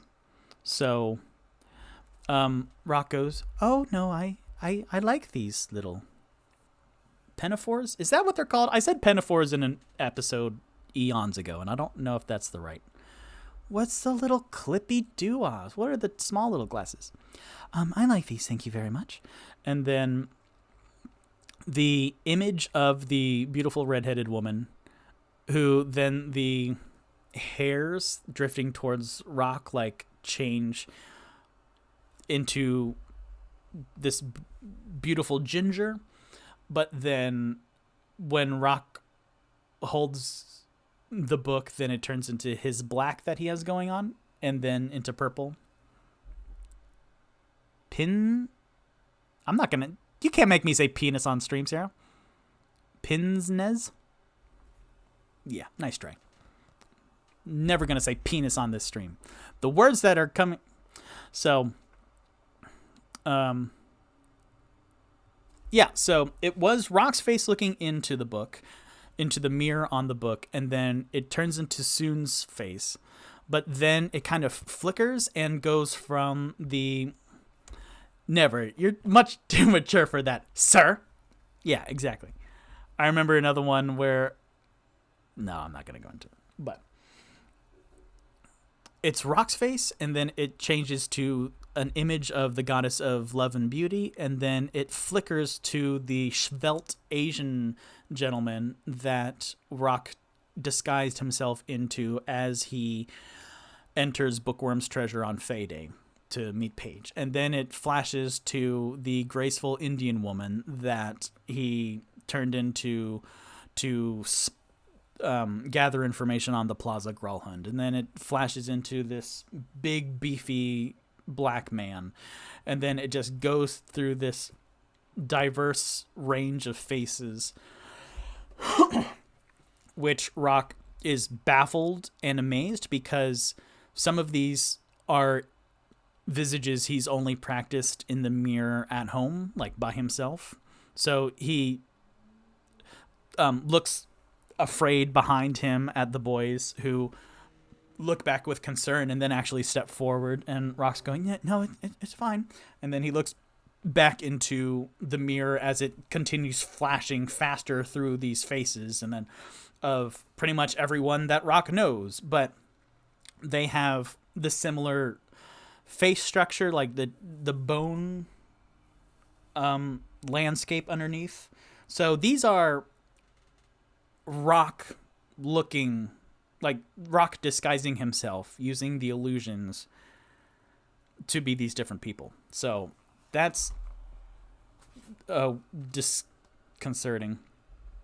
And then after a series of those, then the mirror image starts to like glitch almost, and then it just reverts, like it resets, reboots back to Rock's face, and then you can see a confused half-orc staring at a confused half-orc. And then he goes, okay, that was strange. And then he slowly opens the cover of it, and then he starts leafing through these pages, where this book is filled with beautiful illustrations of woodland scenes, art, and jewelry. Delicate handwriting accompanies the illustrations in the form of short prayers and meditations dedicated to seeking self-worth, techniques for massage and healing, and recipes for creating balms and cosmetics. And then while sifting through these pages, and it's interesting because the book is affixed to this wall, and the other boys still keeping an eye on Rock, and then they're going to spring into action if anything happens. But let's say Tipsy will sneak around the like blank gray facade of the building to see if there's anything behind it. with a 17 stealth plus 10 with a 27, then he just kind of appears by the edge and peeks around, and it's like it's attached to this building, but he can't see if there's a door to the front of it, and it's just this blank square building. And Tipsy comes back, brow completely furrowed, looking at the others and shaking his head, shrugging. And then Rock, getting to the last page, reads an inscription by its author, Silvari, Silver Song, which reads in a beautiful cursive, "A mirror is a gateway to happiness, truth, and to accepting ourselves." And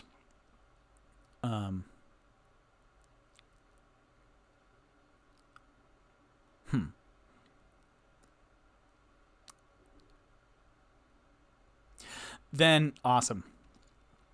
Then Rock, a little frustrated, goes back through all the pages, closing the book, and then he closes the book finally with its front cover and goes, well, that's a little bit frustrating. I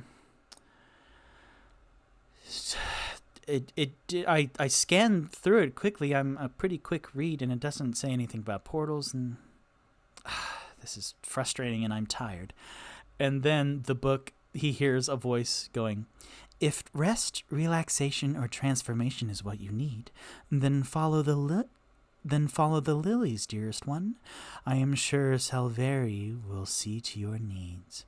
And then the mirror starts glowing softly, so we don't see Rock's reflection anymore. But then next to, let's say the book hovers off the wall and glides towards Rock, and as it does, then this portal opens where the book's outline was, and this 5 foot wide, 7 foot tall portal appears. And you can see beyond it an old woodland trail marked by posts that resemble sculpted stone lilies. So Rock, the book a foot away from Rock's chest, goes, "Okay, I think I found it. Shall we go in?" And then everyone, now having scooted up the closest to Rock, nod apprehensively, and everyone tensed up starts to head into the portal. This is fun. Oh boy. Let's frickin' see what happens, baby. So, which one's the entrance? Okay, there we go. Down this wood... this is great, because I have no idea what's going to happen. This is improv at its finest. So, entering into the portal, we are in a forest, and there is a woodland trail. And as you look behind, then the portal, after everyone enters, which is Tipsy, Onyx, Rock, Toot Toot, and Wishes on Rock's shoulder, then the portal behind them closes, and they are left in the middle of this forest. You can see one path leading away from them, behind them, where the portal was, and the stone lilies actually get smaller down that pathway. And then ahead of them, the stone lilies grow, and it's like almost this sculpture garden where the pathway leads to the end of this forest, and it opens up into these giant archways almost that are the stone lilies touching and overhead. And Rock goes, "Okay, well, I believe this is the way. Everyone careful, please. Again, we are looking for Sir Cumstance. I told you what he looks like earlier outside of his form, but this book," he looks down at the book now in his hands, "I am wary of books that take me anywhere physically. Every book takes you somewhere mentally, as a good book should. But, all right, just be careful." And then they walk towards Bam. Let me try that again. Bop. Bop. Bop. All right. So they walk towards the entrance, which is actually... Boop. So...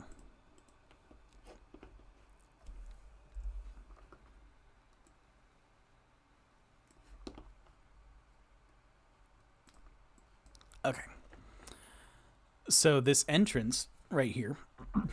Ooh, can I have a D&Me arrow, please?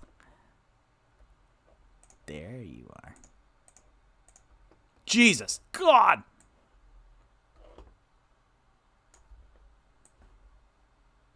So,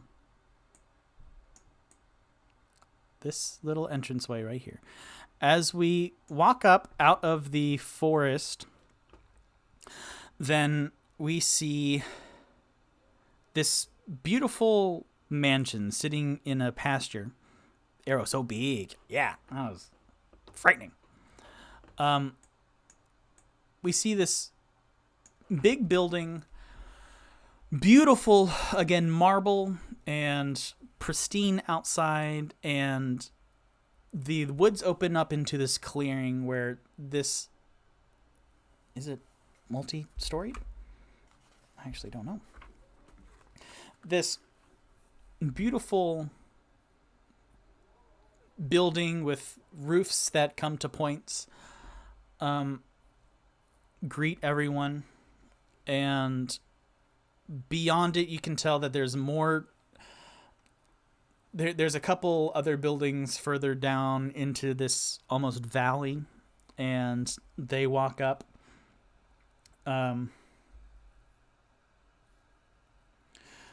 to this building that, let's see.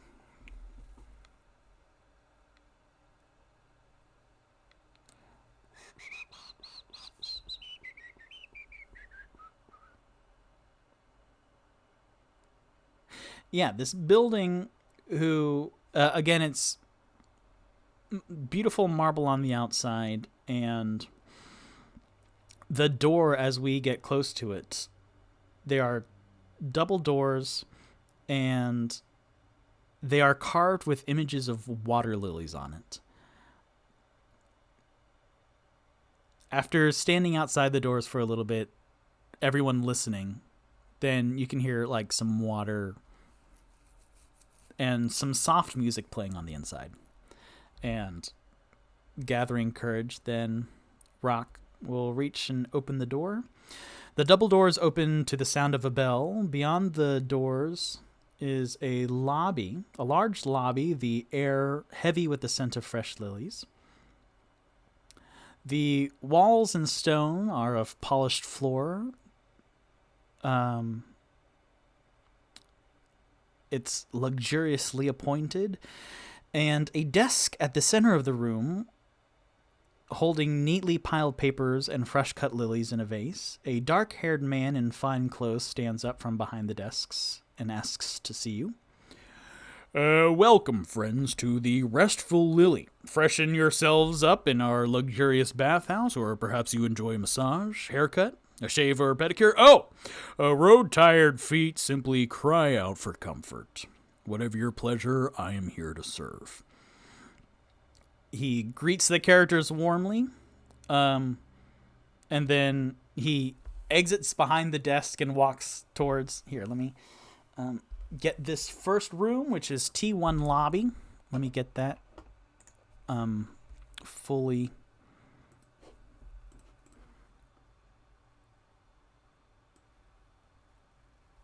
revealed.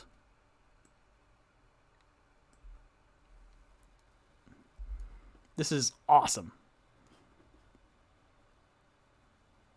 Yeah, so.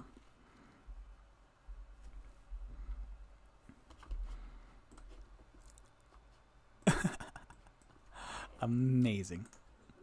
This is kind of what a version of D&D could totally be like all the time. So,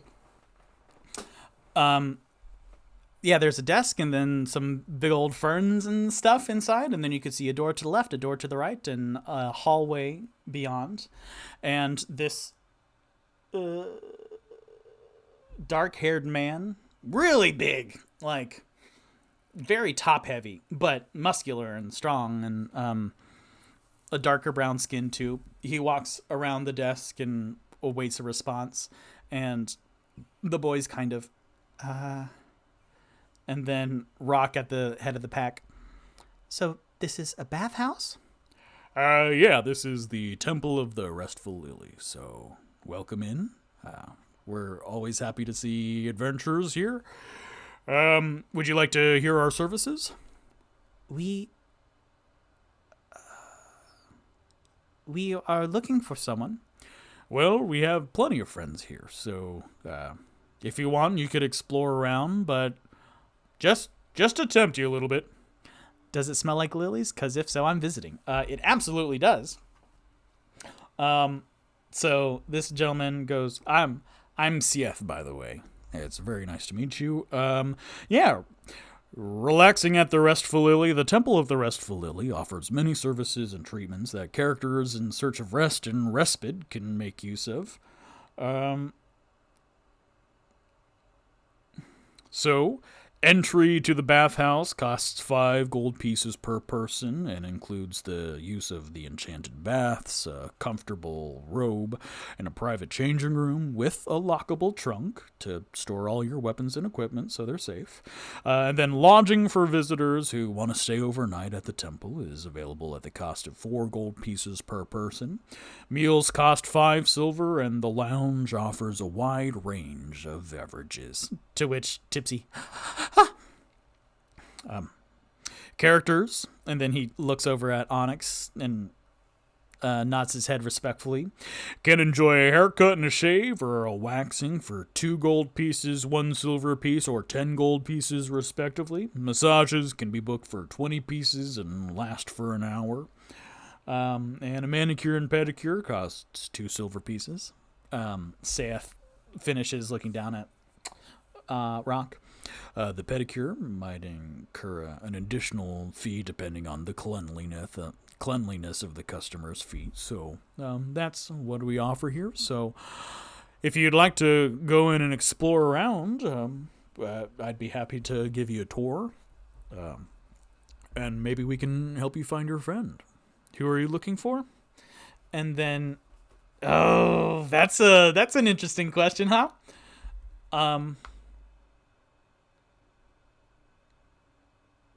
Ooh. And then Toot Toot pipes up. Well, this friend is in a little bit of trouble, and he might not want to be found, so we're trying to keep on the down low. So, how much was it for admission? Then Seth says, that'll be 5 gold pieces. And then then Rock goes, oh my. Well, that's a bit heavy on my... Don't even worry about it, little buddy. So then Toot Toot will pay for himself and Rock, and then Tipsy pays for himself, and then Onyx begrudgingly gives over 5 gold pieces. And then Rock kind of holds his breath a little bit to see if they have to charge wishes, but Sayeth happily collects the 20 gold pieces and goes, all right, well, yeah, so everyone likes to start with the Enchanted Baths, and we'll get you a robe. We'll definitely not get you, and he points at Toot Toot, and you, he points at Tipsy, the same size. And then Toot Toot, ha ha ha ha ha. And then Tipsy, ha ha ha, right. And then you can keep all your stuff. We'll head you around.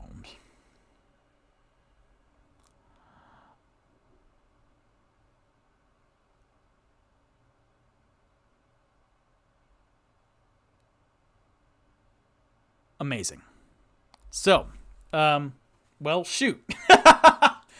Where do they go now? Saith knows. Victor doesn't. Let's see. What would make the most sense here?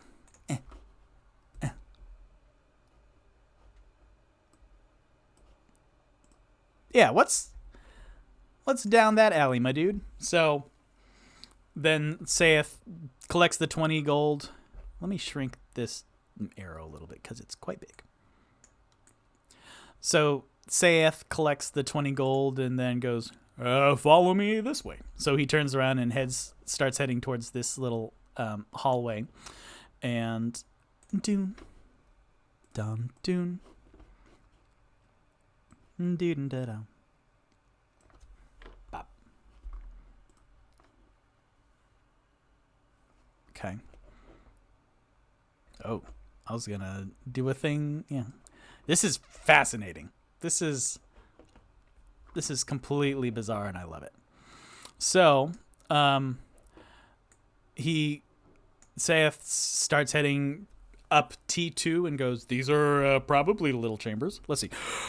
A corridor beyond the lobby runs between 2 rows of curtained cubicles where guests can change out of traveling clothes and armor. Each cubicle contains a wooden stool, 2 white robes hanging on hooks, and a large wooden trunk with a lock. And then, if the characters pay to enter the baths, or...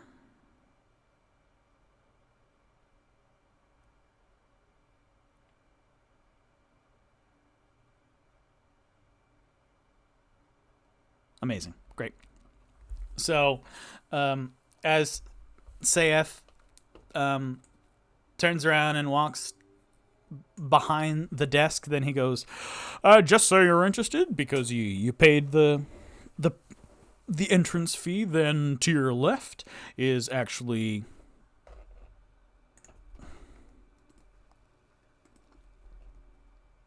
to your left, through that door, is the garden, and then to your right is the lounge. So feel free to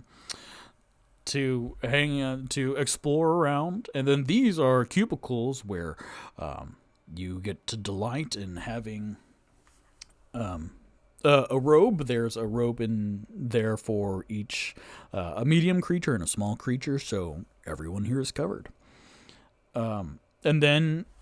because we are a peaceful establishment, if you could please store your weapons and equipment in each of the little foot trunks there. These, and then he reaches into his pocket and pulls out numbered keys that correspond to each character's cubicle and trunk. He says, yeah, so we're going to give you each your own key so that you can... not have to worry about anyone going through your stuff. Each key corresponds with your footlocker and the rest of this cubicle. So enjoy. I'm going to start preparing around for 4 more visitors. It's great to have you here. And then he heads off into one of the doors. And then Rock kind of looks around to everyone else going, okay, so... I think we have to change into the robes, yes? I mean, I love robes, as you can see. And then he gestures to his robes. But I want everyone just to be aware if we don't have much of our inventory anymore. And then Tipsy goes, don't even worry about it. I'm gonna... Oh, well, okay. So he leans in close and he says, I'm definitely gonna pack some heat still, so don't worry about it. But... yeah, I don't need this bag of 1,000 ball bearings and a crowbar and a quiver and an oil of gatekeeping. I was going to say I don't need this True Frost magic potion bomb, but I might take a Molotov cocktail or 2. Well, Tipsy, you're quite small, and that robe for a small creature is quite small also, so please be careful and selective in the inventory you do keep on yourselves. Most of my inventory is just my beautiful voice. Yeah, toot, we know. So, my boys will go into each of their cubicles. Let's see, how many are there? 10. So let me roll a couple d10s to see who gets what cubicle. Tipsy gets number 10. Onyx gets number 9.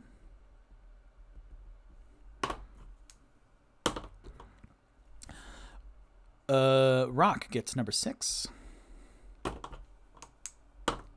And Tutu gets number 1. So that's good. Locker numbers.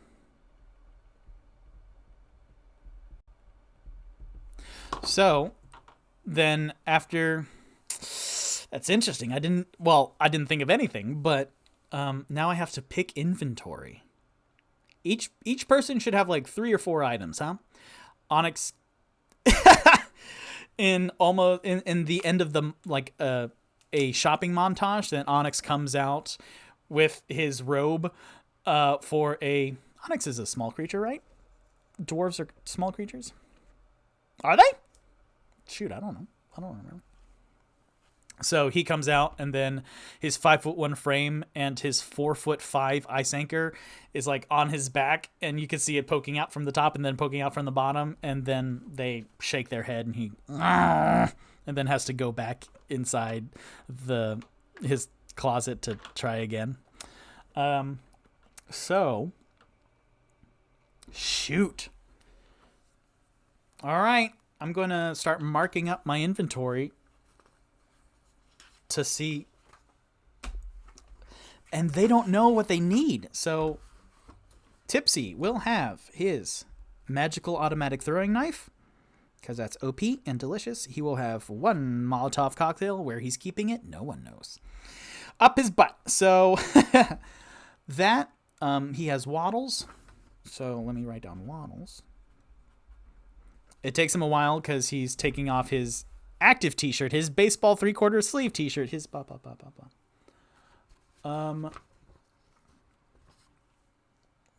else does he need?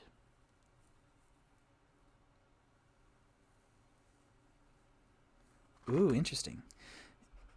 He'll have that.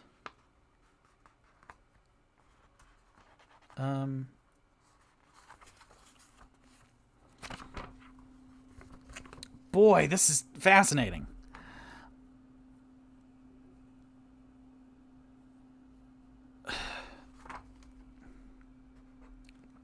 Cool. Yeah, I'm going to have just 5 items for each person, which, again, 5 items out of all of that. Oh, well, he absolutely needs those. Never mind. Shoot, where is that? There it is. So... No. Yeah. So, Tipsy's 5 items are Thieves' Tools, 2 kits worth of tools in 1 kit, a magical automatic throwing knife, which automatically hits whatever they're aimed at, which is overpowered, but I don't care. 1 Molotov cocktail. Just 1. Boop. An old scrimshaw pipe, which he's never used before. When smoked, casts 2nd level druid spell, which it doesn't say which druid spells, so. And then he comes out just munching. He has waddles his cheese from the end of the queso quest, and then he comes out with waddles perched on his shoulder in an illusion. Is that the right word? To Rock and Wishes. So he comes out munching on this little cinnamon roll that he got from Sweet Treat, because everyone, because they paid for it, got a sweet treat. So that's Tipsy. Fascinating. And then Onyx will have his bone armor underneath the robe. He will have... Let's see. What's more powerful, a hand axe or a dagger? Probably the hand axe. Or dagger. He doesn't have dagger? He doesn't have dagger. Future Victor. My boy Onyx doesn't have dagger on his character sheet. So let's do hand axe then. Okay. 1 hand axe.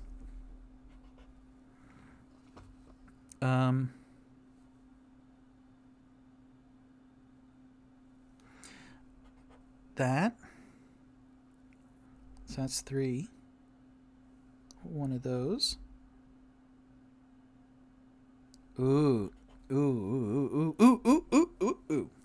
No, he wouldn't be smart enough to take a health potion.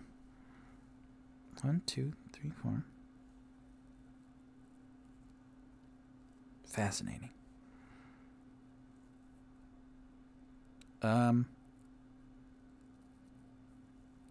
He will bring 2 hand axes because he is not a man of... So, he has bone armor, 2 hand axes, the rusted torture devices that he bought off of IB, the hooked dentist tools and scalpel and stuff, and then something else. Interesting. Rock, with your 1,000 pieces of paper. Rock, who just got the Price of Beauty, which is the book, he will totally bring that. The Price of Beauty. He will bring 1 paper bird, just in case. Where's paper bird? Okay, so he used 1 already for the first half for the chase. So, would he take his saddle? I fucking hate that saddle. He will take his hat of wizardry. Oh, no, he needs a spell book. Because technically he's a wizard, and I fuck with the wizard mechanics all the time, but he needs a spell book. A paper bird, the Price of Beauty.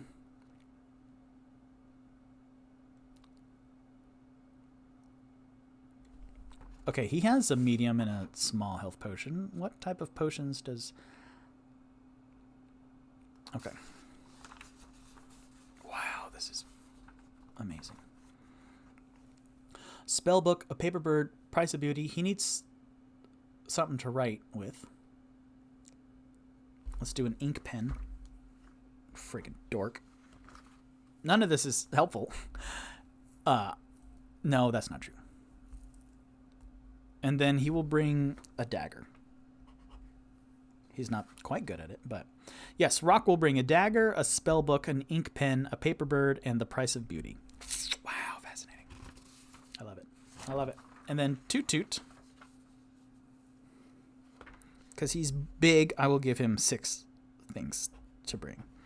2 of which are small health potions, because he's kind of the healer of the group. Well, he is the healer of the group.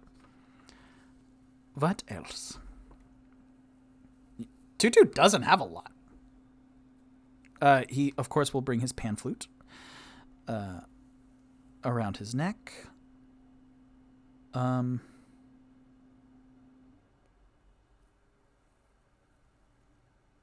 Interesting. Yeah, Toot Toot does not have a lot of inventory. He will bring a candle, just in case.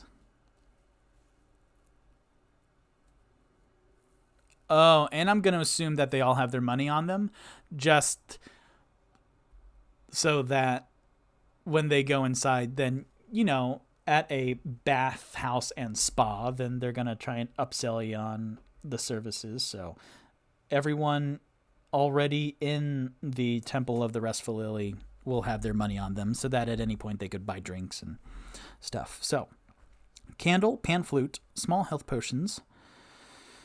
2 more things. He will bring his shark bone dagger. 1 more thing.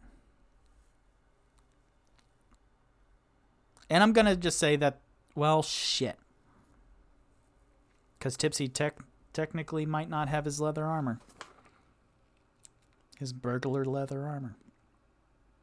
No, I'll say that their ACs are all the same, because I'm not going to mess with that mechanic. Okay, 1, 2, 3, 4, 5. And then... Boy, this is tough. A tinderbox that he bought. So, Toot Toot has a candle, a tinderbox, a sharp bone dagger, a pan flute around his neck, and 2 small health potions. Ooh, tricky. I love it. So then Tipsy, like everyone emerging, Onyx, and their keys. Future Victor, write down keys for everyone. So Tipsy, everyone emerging, Onyx in a kerfuffle because he had to put his ice anchor in the foot trunk. But they all emerge back into this common hallway, and Tipsy, eating the last of a cinnamon roll and feeding crumbs to Waddles, kind of claps his hands together and goes, okay, so I was thinking about it, and if everyone had to come through here and put their shit in a locker, like, at any point in time, we could go through, and I have my thieves' tools on me, so we can go through and I can pick, a locker. I could do it now if you want. And then Tutu goes, well, we should maybe have a look around before we go through, because there's 6 other lockers, so some might be empty, some might, we don't know who's here, so, or even if Sir Cumstance brought anything, or if he just came in, I don't know. So let's not do that quite yet. What is above T2? What is that little area? I forgot that I have a map in the book itself. Well, shit, where is it? That is... And then Saith earlier said, and then beyond this, that is the bath and hot springs, so enjoy. All right, gentlemen, do we want to go left to the garden, right to the lounge, or to the baths already?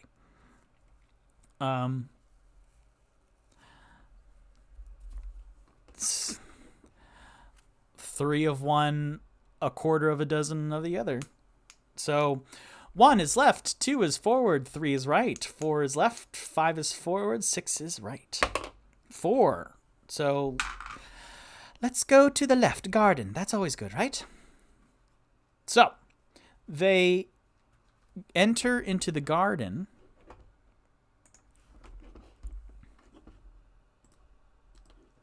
Wow, this is an amazing exercise, y'all. Okay, so they go into the garden. Let me read that. Can we move this not beyond my head? There we go. Maybe we can zoom in a little bit more. Look at that pixelation, baby. I just want to play 4 more hours of this, y'all. I do for most D&Me episodes, but really, I don't know how it's reading, but this is fascinating. It's using different parts of my brain. So,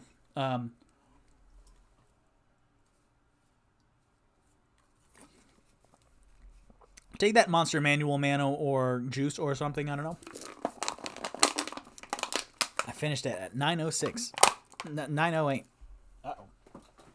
Take that, Sleeping Victor. So, the garden. An iron fence overgrown with ivy surrounds this small garden. An earthen path weaves through a scattering of trees, flower bushes, and stone benches. Various iron weights, wooden poles, and heavy sacks are strewn about the place.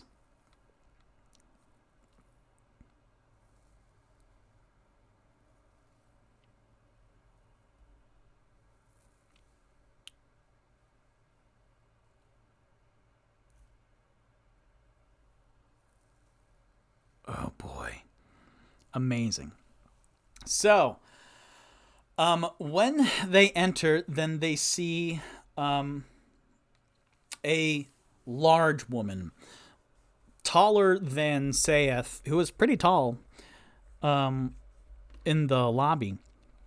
And it is this sun elf who has dark red skin and flowing, violently red hair. She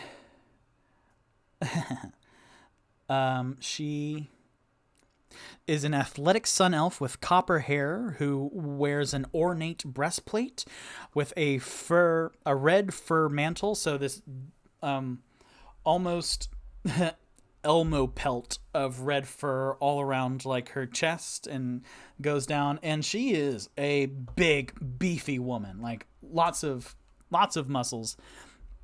And she's out there with a couple guests, and the guests are like doubled over with their hands on their knees, panting. And then she goes, "Hey, really good job. That was really amazing. Congratulations on everyone. That's a lot of good hard work." Yeah.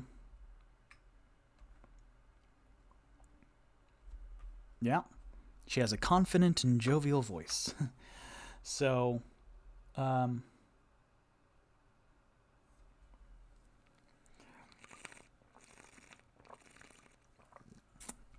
yeah, she's there, and she's towering over these people who are doubled over, and they're like nondescript guests.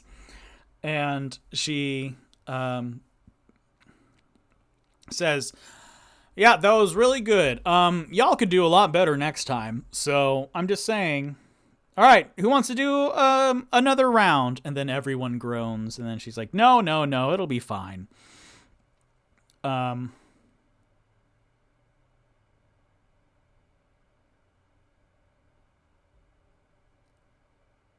Cool.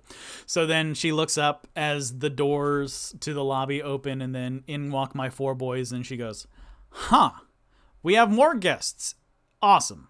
Great." And then she looks over all of them. She looks at Toot Toot, and you can see a glance of impressed on her face, like, "Wow, you're built. I like it." "Oh, well, thank you very much. This is all natural. I do have a +2 strength, though." "Yeah, cool." And then she looks down at Onyx, and she also has a nod of approval. "Good. Excellent." And then Onyx, kind of looking up, his jaw slackens a little bit. And then she looks at the very skinny half-orc, and then down at the puny forest gnome, and she goes, "All right, you two." Yes?" What? "You two, step forward." And then Rock and Tipsy kind of move forward a little bit, and she goes, "All right, so y'all look like you can use a lot of workout, honestly, if I'm being honest with you." "Oh, well, physical activity's not really my strength." "I can see that." "Oh, well, I don't prefer it, actually. If you have some riddles or mental stimulation." "No, here, I will offer you," she says, saying that a little bit poignantly, and then she looks down at Tipsy, "and you, I'll offer you both magic potions if you complete some of these activities, huh?" Tipsy goes, "Hey, you know what? Why the hell not? We paid a lot of money to get here, so..."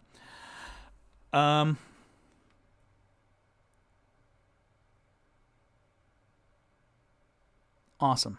And she has, "All right, so I have 3 activities.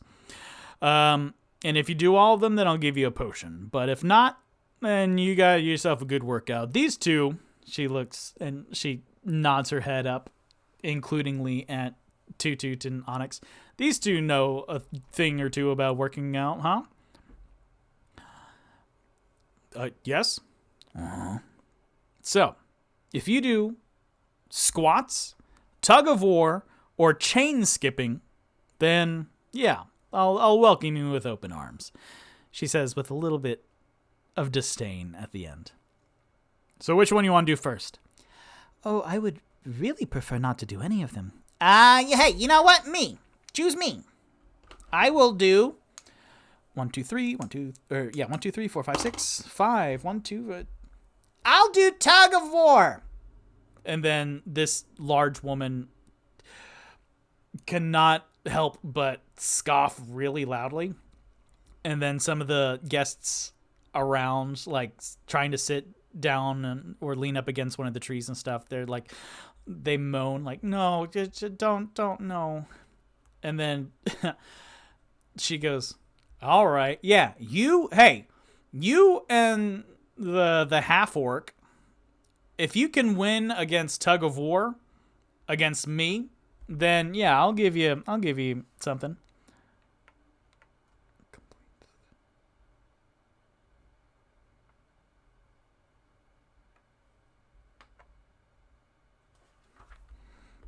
So, to complete this activity, a character must stay on their feet in a tug of war against. You see the rope lying on the ground. It's a pretty long rope, but it leads to this tree, and it's wrapped around the trunk of the tree. And then Tipsy goes, "Well, what the heck? That's a tree. I can't tug of war against a tree." And then she goes, "Oh, well, you just wait." And then ripping roots out of the ground, then this awakened tree stands up. Yeah, so you finish a tug of war against this awakened tree, and then we'll see about a prize. And then Tipsy goes, "Well, I can't freaking do that by myself. Can I call on Rock?" "Which one's Rock?" And then she points down to Onyx. Is he Rock? He looks like a rock. No, we get that all the time, but I'm Onyx. "Oh. Are you Rock?" She points up, hopefully, at the Loxodon Bard. "No, I am Toot Toot." "You're Toot Toot. It's not a great name." "Well, all right. What's your name?" "Me? I'm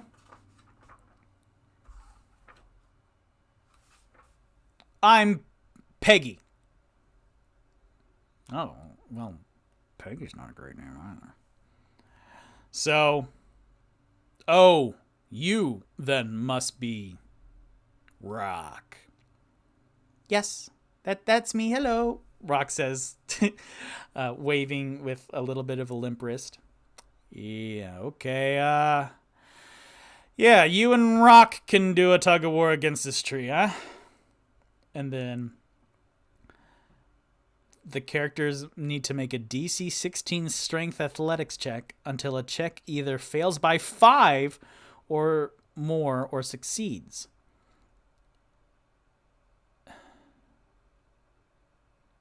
Wow. All right. Let's freaking do it. So, Rock and Tipsy. All right. So, you need to pull really hard against the tree. All right? You're pretty good at handling wood. Your own wood, probably. Is that a masturbation joke? You know it. Because you don't do a lot of other working out.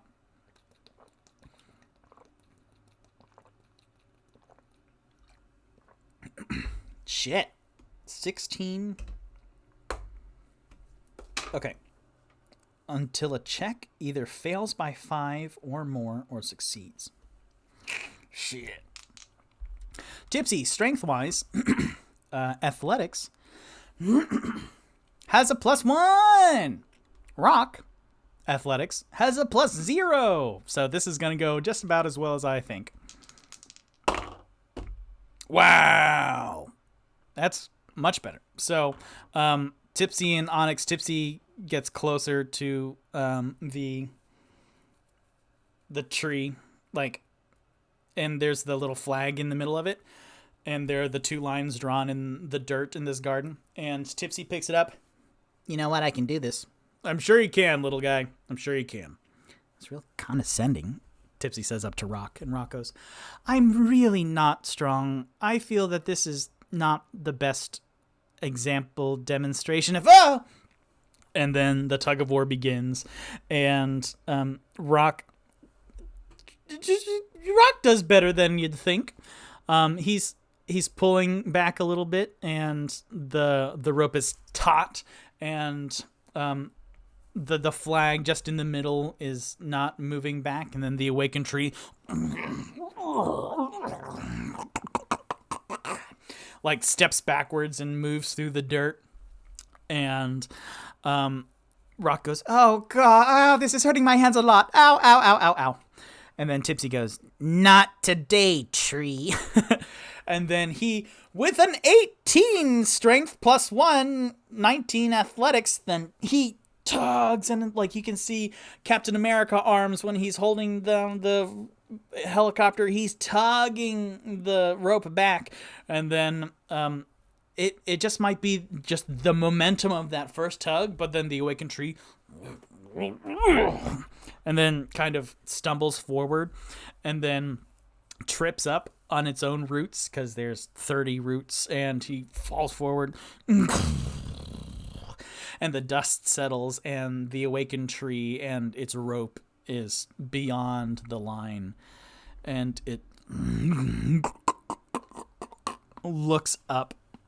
There's not a lot of expression on its bark face, but it looks up sadly and scared up at this sun elf woman, at Peggy, and she goes, all right, well, yeah, you won that one. Good job. You have 2 more, all right? And then Tipsy, yeah, bring it on. See, I'm pretty good at stuff. Yeah. And then Rock, ow, my hands hurt a lot. Yeah, that's probably the first time they've got calluses, huh? Ow. That's not very nice. Well, this is for everyone to then, you can go off and soak and enjoy the baths or whatever, all right? So you want to do squats or chain skipping next?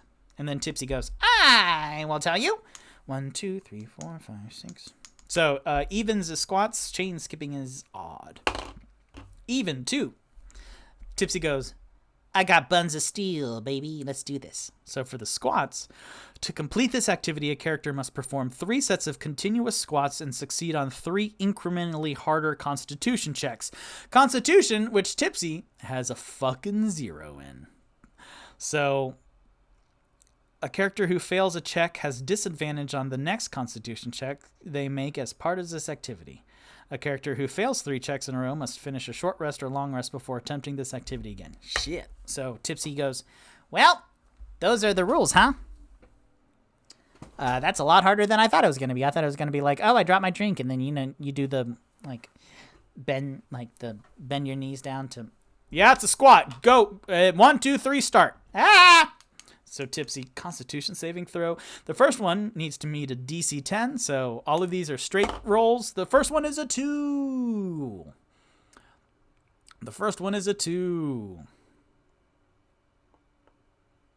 Well, it's not going to get much better than that, folks.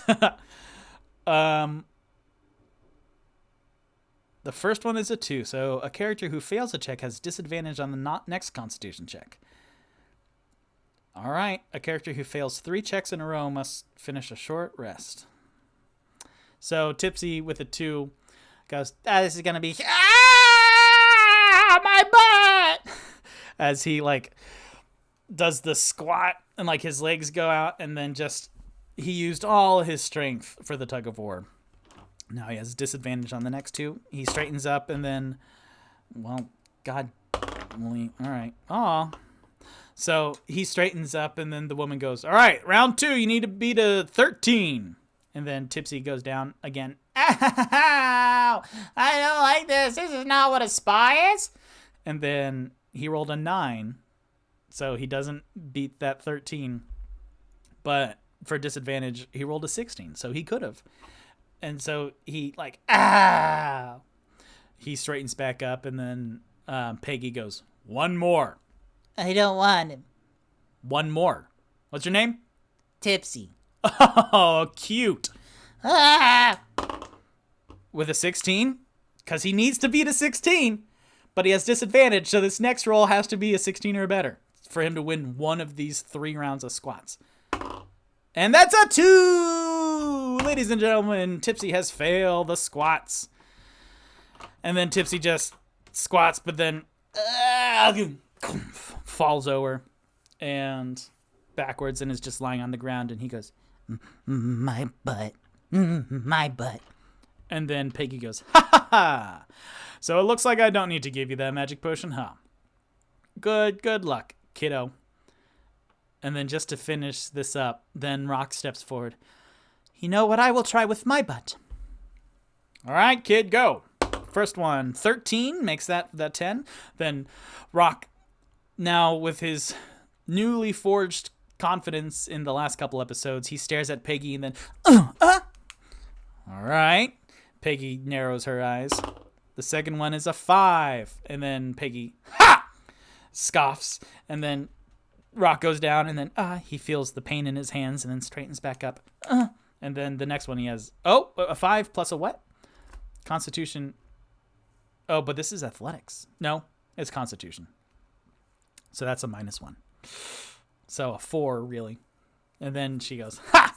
And then Rock straightens back up. The first one was good, but my butt. My butt.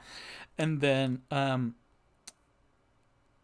the next one, he needs to beat a DC 16, but he has disadvantage. A 3. And then a natural 20. But that's how the dice roll.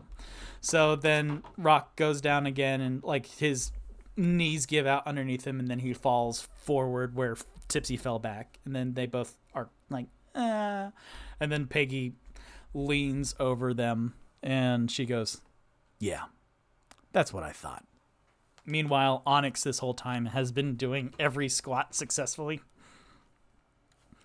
Just like in awe and staring up at this giant woman who that's kind of his type. Onyx loves giant women and I love redheads. So let's roll for him. So Onyx has a +3. So that first one, an 18, he makes it. That next one, natural 20. And then I'll give him advantage on that next one. So he made all 3 of the first of Tipsy's 3 squats. Then Onyx, yes, because he made all 3 of those checks. And then when Rock went, then it's a 17 plus 3, 20, a 13 plus 3, 16, and then a 10 plus 3, 13, but he made his 5, so I'm going to give him advantage on that last one, which is 5. So he just made it through he made it through all of Tipsy's, and then he made it through 2 out of Rox's 3, and then he straightens up. But seeing Rock and Tipsy kind of squirm on the ground in pain, then Peggy looks up at Onyx and goes, nice. And then Onyx goes, oh. And it's 9:27, y'all. That flew by, huh? And we have a lot more to do in this little adventure as we try to find Sir Cumstance in the Restful Lily. So, wow. That was awesome. That was really cool experiment. What'd y'all think? So, yeah. Do I still have everyone?